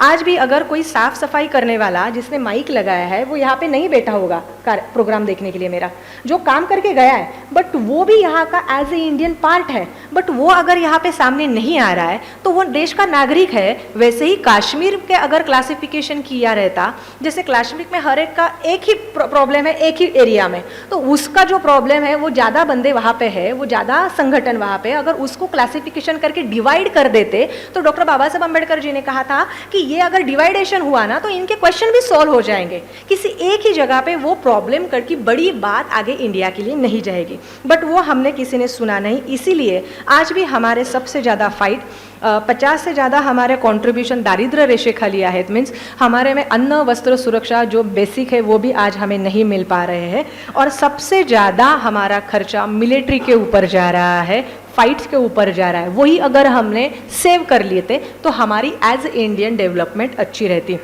डॉक्टर बाबासाहेब आंबेडकर आणि नेहरू यांच्यामध्ये काही तडजोड करण्याबाबत एक वाद झाला होता आणि नेहरूंच्या बाबत डॉक्टर बाबासाहेब आंबेडकर म्हटले होते चीनला तिबेटमध्ये हस्तक्षेप करण्यासाठी तुम्ही वाव देत आहात। चीन के साथ करार करने के लिए डॉक्टर BR अम्बेडकर जी ने तुरंत ना कहा था, क्योंकि चीन साम्यवादी है। अगर चीन वहाँ पे आता है तो आगे जाके चीन क्या कर सकता है ये डॉक्टर BR अम्बेडकर जी ने बताया था, बट नेहरू जी ने वो नहीं सुना। इसी के ऊपर चीन ने 1962 में भारत का जो अपमानकारक प्रभाव किया वो सबको पता है। 19,000 किलोमीटर जो भूप्रदेश है हमारे, उसके ऊपर चीन बोल रहा है ये हमारा है। आज भी अरुणाचल प्रदेश है वो हमारा है, बट चीन कह रहा है वो उन्हीं का पार्ट है। अगर चीन के साथ उस वक्त हमने तह नहीं किया रहता तो आज चीन हमारे घर में नहीं घुसता। ये डॉक्टर BR अम्बेडकर जी के दूर दृष्टिकोन से थॉट प्रोसिजर वहाँ पे थे जो हमने नहीं सुने। भारताचं संरक्षण आणि राष्ट्रीय सुरक्षेच्या ध्येय धोरणामध्ये आता उच्चभ्रू जातीतले लोक, समाजातली लोक जे मी म्हणाले ते अधिकृत तेव्हा होती, म्हणजे काय तर हाय क्लास लोकांना मिलिटरी माहिती होती आणि त्याच्यामुळेच ते तिथे थांबले होते। पण ज्या वेळेपासून क्लासिफिकेशन आणि डेव्हलपमेंट आणि आरक्षण आलं त्यावेळेस एक लो कास्टचा सुद्धा आज एक अधिकारी म्हणून बसतो, त्यावेळेस त्याला प्रश्न माहिती असतात। एक वुमन ज्यावेळेस त्या ठिकाणी बसते, फॉर एक्झाम्पल मी मॅमचं नाव घेतलं, एवढ्या सगळ्या ह्याच्यात आम्ही आज दोघी आहोत, but as a gender equality जर आपण म्हणून पाहिलं तर वुमनचे जे प्रश्न असतील किंवा वुमन कार्यक्रमाला येतात न येतात त्या कशा आला पाहिजे, हे जितकं ॲज अ जेंट्स विचार नाही करणार तितका वुमन जास्त थॉट प्रोसेसने दूरचा विचार करते किंवा अंडरस्टँडिंग असू शकतं, कारण ती वुमन इथून इथपर्यंत येण्याचा प्रवास हा खूप मोठा झालेला आहे। आणि याच्यासाठी बाबासाहेब आंबेडकरांनी जात धर्म पंथ हे सगळं मोडून काढलं। राष्ट्रीय सुरक्षा आणि डॉक्टर BR अम्बेडकर हे मी तुम्हाला आत्ताच्या पूर्ण व्याख्यानामध्ये समजावून सांगण्याचा प्रयत्न केला। विषयाची सांगता करत असताना बाबासाहेब आंबेडकरांचं एक उदाहरण देते आणि तुमची रजा घेते। डॉक्टर BR अम्बेडकर यांच्याकडे एक चित्तोबा कांबळे नावाचा गृहस्थ यायचा और चित्तोबा कांबळे एक अनुयायी था उनका, जो हमेशा बोलता था मुझे थोड़ा काम चाहिए, थोड़ा काम दे दो। बट BR अम्बेडकर हमेशा पढ़ने में इतना बिजी रहते थे तो किसी के साथ इतना बातचीत नहीं हो पाती। डॉक्टर BR अम्बेडकर जी ने एक दिन उनको कहा ठीक है ये चिट्ठी ले लो और किताबें लाओ। अब जो भी अनुयायी थे वो इतने पढ़े लिखे नहीं थे, उस पर्ची में क्या लिखा है उनको पता नहीं था। उन्होंने वो लिया और कहा इतने दिन मुझे ऐसा लगता था कि मैं अम्बेडकर जी का फॉलोवर हूँ और मुझे उन्होंने कुछ तो काम किया, कितनी बढ़िया चीज़ है, आज मैं वो करूँगा। और जैसे बाहर आया तब समझ में आया मेरे खिस्से में पैसे नहीं है। अब वो मूवमेंट में काम करना है और अपने दलित संगठन के ऊपर अगर आपने काम किया है तो पुराने ज़माने में उतनी इकोनॉमिकल कंडीशन और इक्वालिटी नहीं थी, एजुकेशन ही नहीं था, तो बाकी की चीज़ तो बाद में। तो उन्होंने कहा अब ये पर्ची दी है तो मैं ज़रूर ये काम करूँगा, किताबें तो लानी है बट पैसे नहीं है। तब रेलवे थी, वो रेलवे में बैठ गया बंदा। रेलवे में बैठ जाने के बाद उसको लगा आज टीसी नहीं आया तो बहुत अच्छा हो जाएगा, टीसी ने नहीं पकड़ा तो अच्छा हो जाएगा क्योंकि मैं वैसे ही चला जाऊँगा। बट अचानक से जो हम चीज़ मन में बोलते हैं ना, ये ना हो जाए, वही होती है। टीसी आ गया सामने और टीसी ने पकड़ लिया। टीसी ने बोला पैसे चाहिए, तो उन्होंने बोला नहीं है मेरे पास, टिकट भी नहीं है। तो उन्होंने कहा दंड भर दो और फिर जाओ, जो भी पनिशमेंट है उसकी अमाउंट आपको देनी पड़ेगी। तो उन्होंने कहा आज मेरे पास नहीं है, मैं कल आपको ला के देता हूँ। अब कोई भी अधिकारी यही सोचेगा, जो जिसके पास पैसा है वो टिकट खरीद के बैठ सकता था, वो ऑनेस्टली आज टिकट निकाल के नहीं बैठ पाया और कल मुझे बोल रहा है मेरी पनिशमेंट की जो अमाउंट है वो और ओरिजिनल टिकट की दोनों मैं आपको कल ला के दूंगा। कौन भरोसा करेगा? उसने बहुत उनको गालियाँ दी, उनको बाहर निकाला और बाहर निकाल के उनको कहा कि आपके ऊपर मैं इतना भरोसा नहीं डाल सकता, और चलो इतनी गालियाँ दी है तो इसके खीसे में पैसे ही रहेंगे, ये झूठ बोल रहा है। और झूठा मक्कार ऐसी उसकी इमेज बन गई 2 मिनट के बाद। सभी ने ऐसा देख लिया और उसके सभी ने खीसे में या फिर पॉकेट सब जगह पे देख लिया और वहाँ पे कुछ भी नहीं था, 1 रुपये की चवन्नी नहीं थी और एक पर्ची थी। जो पर्ची देखने के बाद वो जो भी टीसी था उसके आँख से पानी आने लगा। अब अनुयायी को लग गया, चित्तोबा कामले को, डॉक्टर BR अम्बेडकर कितने अच्छे हैं। उनको ऐसा लगा कि ये जो भी है इसके पास गरीब है, पैसे नहीं हो गए, पकड़ा जाए तो छोड़ दो, ऐसा उन्होंने लिखा होगा। तो उन्होंने उनको कहा कि क्या इसमें लिखा है मुझे पकड़ने के बाद छोड़ दो? तो उन्होंने कहा नहीं, यहाँ पे कुछ नहीं लिखा, यहाँ पे खाली किताबें और जो भी प्रकाशक है उनके नेम लिखे हैं। तो मुझे ये हैंडराइटिंग रीड करके आँख से पानी आई। तो उन्होंने बोला बुक के नाम है और हैंडराइटिंग देख के आपके आँख से पानी आया, ये तो बात मुझे समझ में नहीं आई, पल्ले नहीं पड़ी। फिर उन्होंने कहा ये जो चिट्ठी और जो पर्ची है ना तेरे हाथ में, जिस काम के लिए तू जा रहा है, ये पर्ची की हैंडराइटिंग है ना, मैं ये जानता हूँ ये किसकी है, और ये डॉक्टर BR अम्बेडकर जी की है। और डॉक्टर BR अम्बेडकर जी का फॉलोअर कभी गद्दार नहीं हो सकता, ये मुझे पता है, इसीलिए मैं तुझके ऊपर भरोसा करता हूँ। तू जा, और मुझे अब पता है कि तू कल यही वक्त आ जाएगा और तेरा जो भी दंड है वो दे देगा। डॉक्टर BR अम्बेडकर जी के कुछ वर्ड की पर्ची थी तो इतना भरोसा मिला। पूरे देश के पास डॉक्टर BR अम्बेडकर और उनका कॉन्स्टिट्यूशन है, तो हमारे ऊपर एज ए इंडियन कितनी जिम्मेदारी और भरोसा है। और ये जिम्मेदारी और भरोसा हर एक इंडियन को है, वो किस तरीके से लेके जाना है ये हम सब के ऊपर है। विनय चारुल बहुत अच्छी चीज़ कहते हैं, हमने कहा आज़ाद है हम दिल की सुनेंगे, हमने कहा आज़ाद है हम दिल की सुनेंगे, यहाँ राहें बनाएंगे हम ही, हमारी मंजिल चुनेंगे यहाँ। कोई न छोटा कोई न बड़ा, मिलके चलेंगे यहाँ। अधिकार सबको जीने का है, अधिकार सबको जीने का है, सर न झुकेंगे यहाँ हम लोग। We the people we are Indian, as proud we are Indian. तो आज की जयंती के तौर पे मुझे यहाँ पे बुलाया, इसीलिए मैं आप सभी की बहुत शुक्रिया रजामंद हूँ। यहाँ पे बात करने के लिए मुझे आपने 69 यहाँ पे ईयर्स आपकी ये जो हिस्टोरिकल यहाँ पे जयंती महोत्सव है उसका मुझे पार्ट बनाया, और एज ए यंग जनरेशन जो क्या थॉट प्रोसेस को लेके काम करता है, हमने कास्ट छोड़ी है, बट हम कास्ट छोड़ के भी एज इंडियन करके काम करने वाला यंग जनरेशन क्या विचारधारा से काम कर रहा है ये भी बड़ों को भी पता रहना चाहिए। और आप बड़ों की क्या राय है ये भी हमारे लिए बहुत इम्पॉर्टंट है, क्योंकि आगे से जाके हम पूरे देश में, पूरे महाराष्ट्र में काम करने वाले हैं। आता आमच्या काळात इमारतींची उंची वाढली पण माणुसकीची उंची कमी झाली का?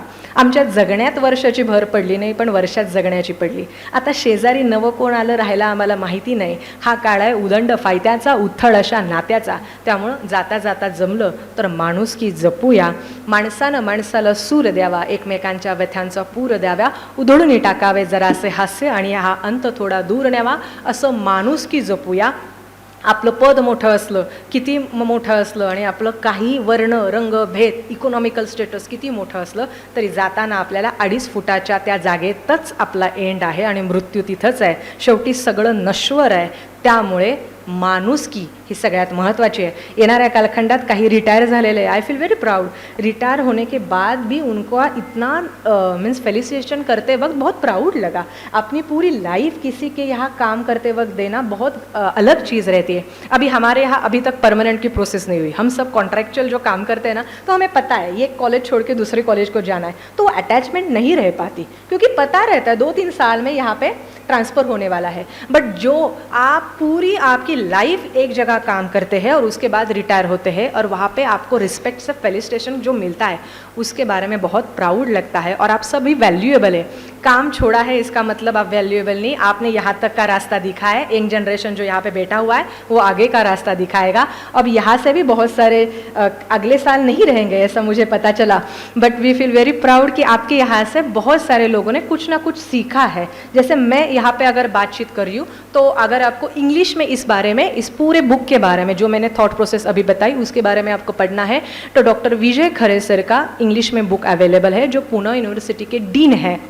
और आर्मी के अगर आपने काम करते वक्त देखा तो वहाँ पे वो डीन है, इंटरनेशनल में काम करते हैं। अगर जिनको इंग्लिश में इनकी बात सुननी है और ये आपको समझ कर लेना है कि क्या है doctor B R Ambedkar ji के थॉट्स, तो आप इंग्लिश में ये बुक ज़रूर पढ़िए, आपको वो समझ में आएगा। मुझे बुलाया इसके लिए आप सभी की शुक्रिया हूँ। फिर भी एक चीज़ बहुत अच्छी लगी, आपने जो हैंड पेंट मुझे गिफ्ट किया है। कला बहुत रेयर चीज़ रहती है, आप खरीद के बहुत सारी चीज़ दे सकते हैं जो हम भी खरीद के ले सकते हैं, बट हैंड पेंट की जो वैल्यू है ना वो बहुत मायने रखती है। और आपने जो फ्रेम हमें दी उसके लिए आपकी शुक्रिया। आप सभी को जयंती की बहुत सारी शुभकामनाएं। धन्यवाद।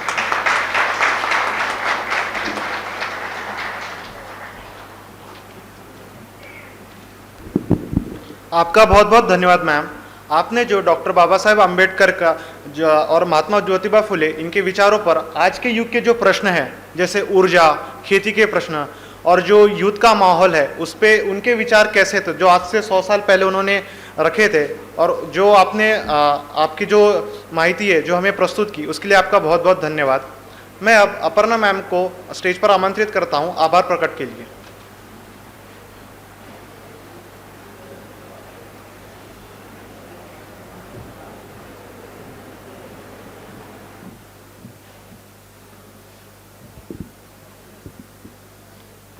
आप सभी को बहुत, आप इतने शांति से ये जो, सबसे पहले मैं आपका आभार मानना चाहती हूँ कि आपने जो ये मैडम ने जो आप हमें जो व्याख्यान दिया या जो बताया वो बहुत अमूल्य है। शायद किसी किताब में नहीं है, उन्होंने बहुत सारे किताबों को एकत्रित करके बहुत सारी जानकारी हमें यहाँ दी, जो कि एक हमेशा हम स्टोरी वगैरह सब सुनते हैं अम्बेडकर जी की, और जो कॉमन बहुत सारे जगह बहुत सारी चीज़ें बताई जाती है, लेकिन मैडम ने बहुत रेयर बातें यहाँ पे की। तो विशेष धन्यवाद मैं मैडम का करना चाहती हूँ कि मैडम आपने बहुत बढ़िया सा एक स्त्रीत्व के बारे में बताया, लेडीज़ के इक्वालिटी के बारे में बताया, आर्थिक भी बात बताई, पानी की समस्या के बारे में भी बताया, परराष्ट्रीय धोरण भी बताया, और राष्ट्रीय सुरक्षा किस तरह होनी चाहिए ये भी बात बताई। हम सभी आपके बहुत बहुत आभारी है मैडम कि आपने आपके विचार यहाँ पे हमें दिए और हमें एक थोड़ी सी जागृति या मन में कुछ जिज्ञासा उत्पन्न हुई है, और वो बहुत और पढ़ने की एक इच्छा से जागृत की है मैडम। धन्यवाद बहुत। आप सभी को आपका अमूल्य समय आपने हमें दिया, और हम सभी समिति की ओर से आपका बहुत बहुत धन्यवाद देना चाहते हैं। सबसे पहले मैं हमारे साई सर है, उन्होंने करीबन 10:30 या 10:25 से आप सर ने अभी तक हमें ये समय दिया। टाठे सर जी, शेंडे सर जी, खोले मैडम और बहुत सारे सभी साइंटिस्ट जन और आप सभी लोग यहाँ पे आए और आपने हमें समय दिया, और हमारे इस कार्यक्रम का नियोजन करने के लिए सभी ने अपने अपनी तरह से बहुत हमें योगदान दिया है। सभी ने अपनी निष्ठा से सभी कार्य पूरे किए हैं। मैं कुछ चंद लोगों के नाम यहाँ लेना चाहती हूँ। वर्कशॉप यूनियन है, वेलफेयर यूनियन है, एसआई की यूनियन है, वास्कौड़े जी, दुधाने जी, भिल्ले जी, और ये सारा जो इतना सुंदर सा मंचन किया है और हमें जो स्टेज वगैरह सारी व्यवस्था की है वो डीके गायकवाड़ जी है और उनकी टीम है, और जो कुछ भी क्लीनिंग वगैरह सब जिन्होंने किया है वो आउटसोर्सेस के जो स्टाफ है उन्होंने किया है। हमारे आशुतोष है, वो जोरदार तालियां हो जाए उसके लिए। वो पहली बार वो पहली बार हमने आए हैं और उन्होंने यहाँ पे अपना संकलन अच्छी तरह से किया है। हमारे प्रिंटिंग यूनिट के जो गुरुसाले जी है, योगेश है, बैनर बनाने वाले प्रवीण जी है, आप सभी का धन्यवाद। और हमारे समिति के जो उपाध्यक्ष है अमृत जी, उनको एक हम पौधा देना चाहते, प्लीज़ वो पौधा दीजिए। आगे आइए अमृत जी, उन्हीं का भी बहुत बहुत धन्यवाद। हंडे सर वगैरह इन्होंने बहुत अच्छा हमें सहकार्य दिया। बहुत सारे नाम है, मुझे पता है आप सबको बहुत भूख लगी है, मैं संक्षिप्त में आप सबको धन्यवाद देना चाहती हूँ। मैं केवल 2 बात मैडम के बारे में 2 लाइन सर से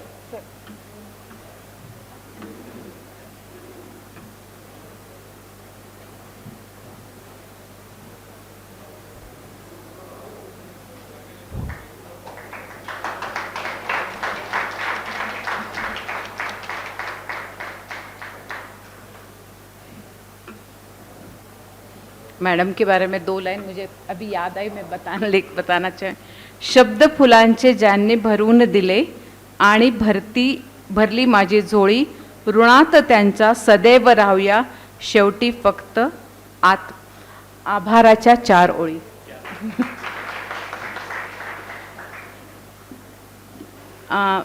हम अभी जो स्टाफ हमारा है, आप सभी का बहुत बहुत धन्यवाद। अंबेडकर जी की एक शिक्षा मुझे याद है, मैं उसी से मेरा धन्यवाद ज्ञापन समाप्त करना चाहती हूँ। शिक्षित बनो, संगठित रहो, संघर्ष करो। ये बात आज के भाषण में मैडम ने कही है, उसी का आप अनुपालन जरूर कीजिएगा। और हमारे आउटसोर्सेस लोगों का भी मैं नाम भूल गई थी, आउटसोर्सेस लोगों ने भी बहुत अच्छा काम किया है, क्योंकि ये कैंटीन बहुत दिनों से बंद था और काफ़ी खराब थी उसकी हालत, लेकिन आज हम बैठने लायक और पूरे अच्छी तरह से सफाई की है उन्हें भी बहुत बहुत धन्यवाद। और जो प्रत्यक्ष या अप्रत्यक्ष रूप में जिन समिति और सारे सदस्यों ने यहाँ पे आपका योगदान दिया है, आप सभी को हमारी समिति की ओर से बहुत बहुत धन्यवाद। अगर गलती से किसी का नाम भूल गया तो किसी को दुखाना ये मैं नहीं चाहती हूँ, लेकिन उन्हें भी बहुत बहुत धन्यवाद। वैशाली, दीपा नहीं है, या नीता। राष्ट्रगीत होईल आणि त्यानंतर कार्यक्रम संपेल। राष्ट्रगीतानंतर 2 मिनिटांनी जरा 2 मिनिटं थोडंसं बाजूला व्हावं, कारण महात्मा ज्योतिबा फुले के बारे में कुछ किताबें हैं और हम देना चाहते हैं वो किताबें, जिन्हें महात्मा फुले जी के बारे में ज्ञान, हिंदी में है वो किताब, और महाराष्ट्र में जितना उनका नाम है, और बाकी पर राज्य नहीं बोल सकती हूँ, आजू बाजू की हमारे दोस्त राज्य से जो शुरू कर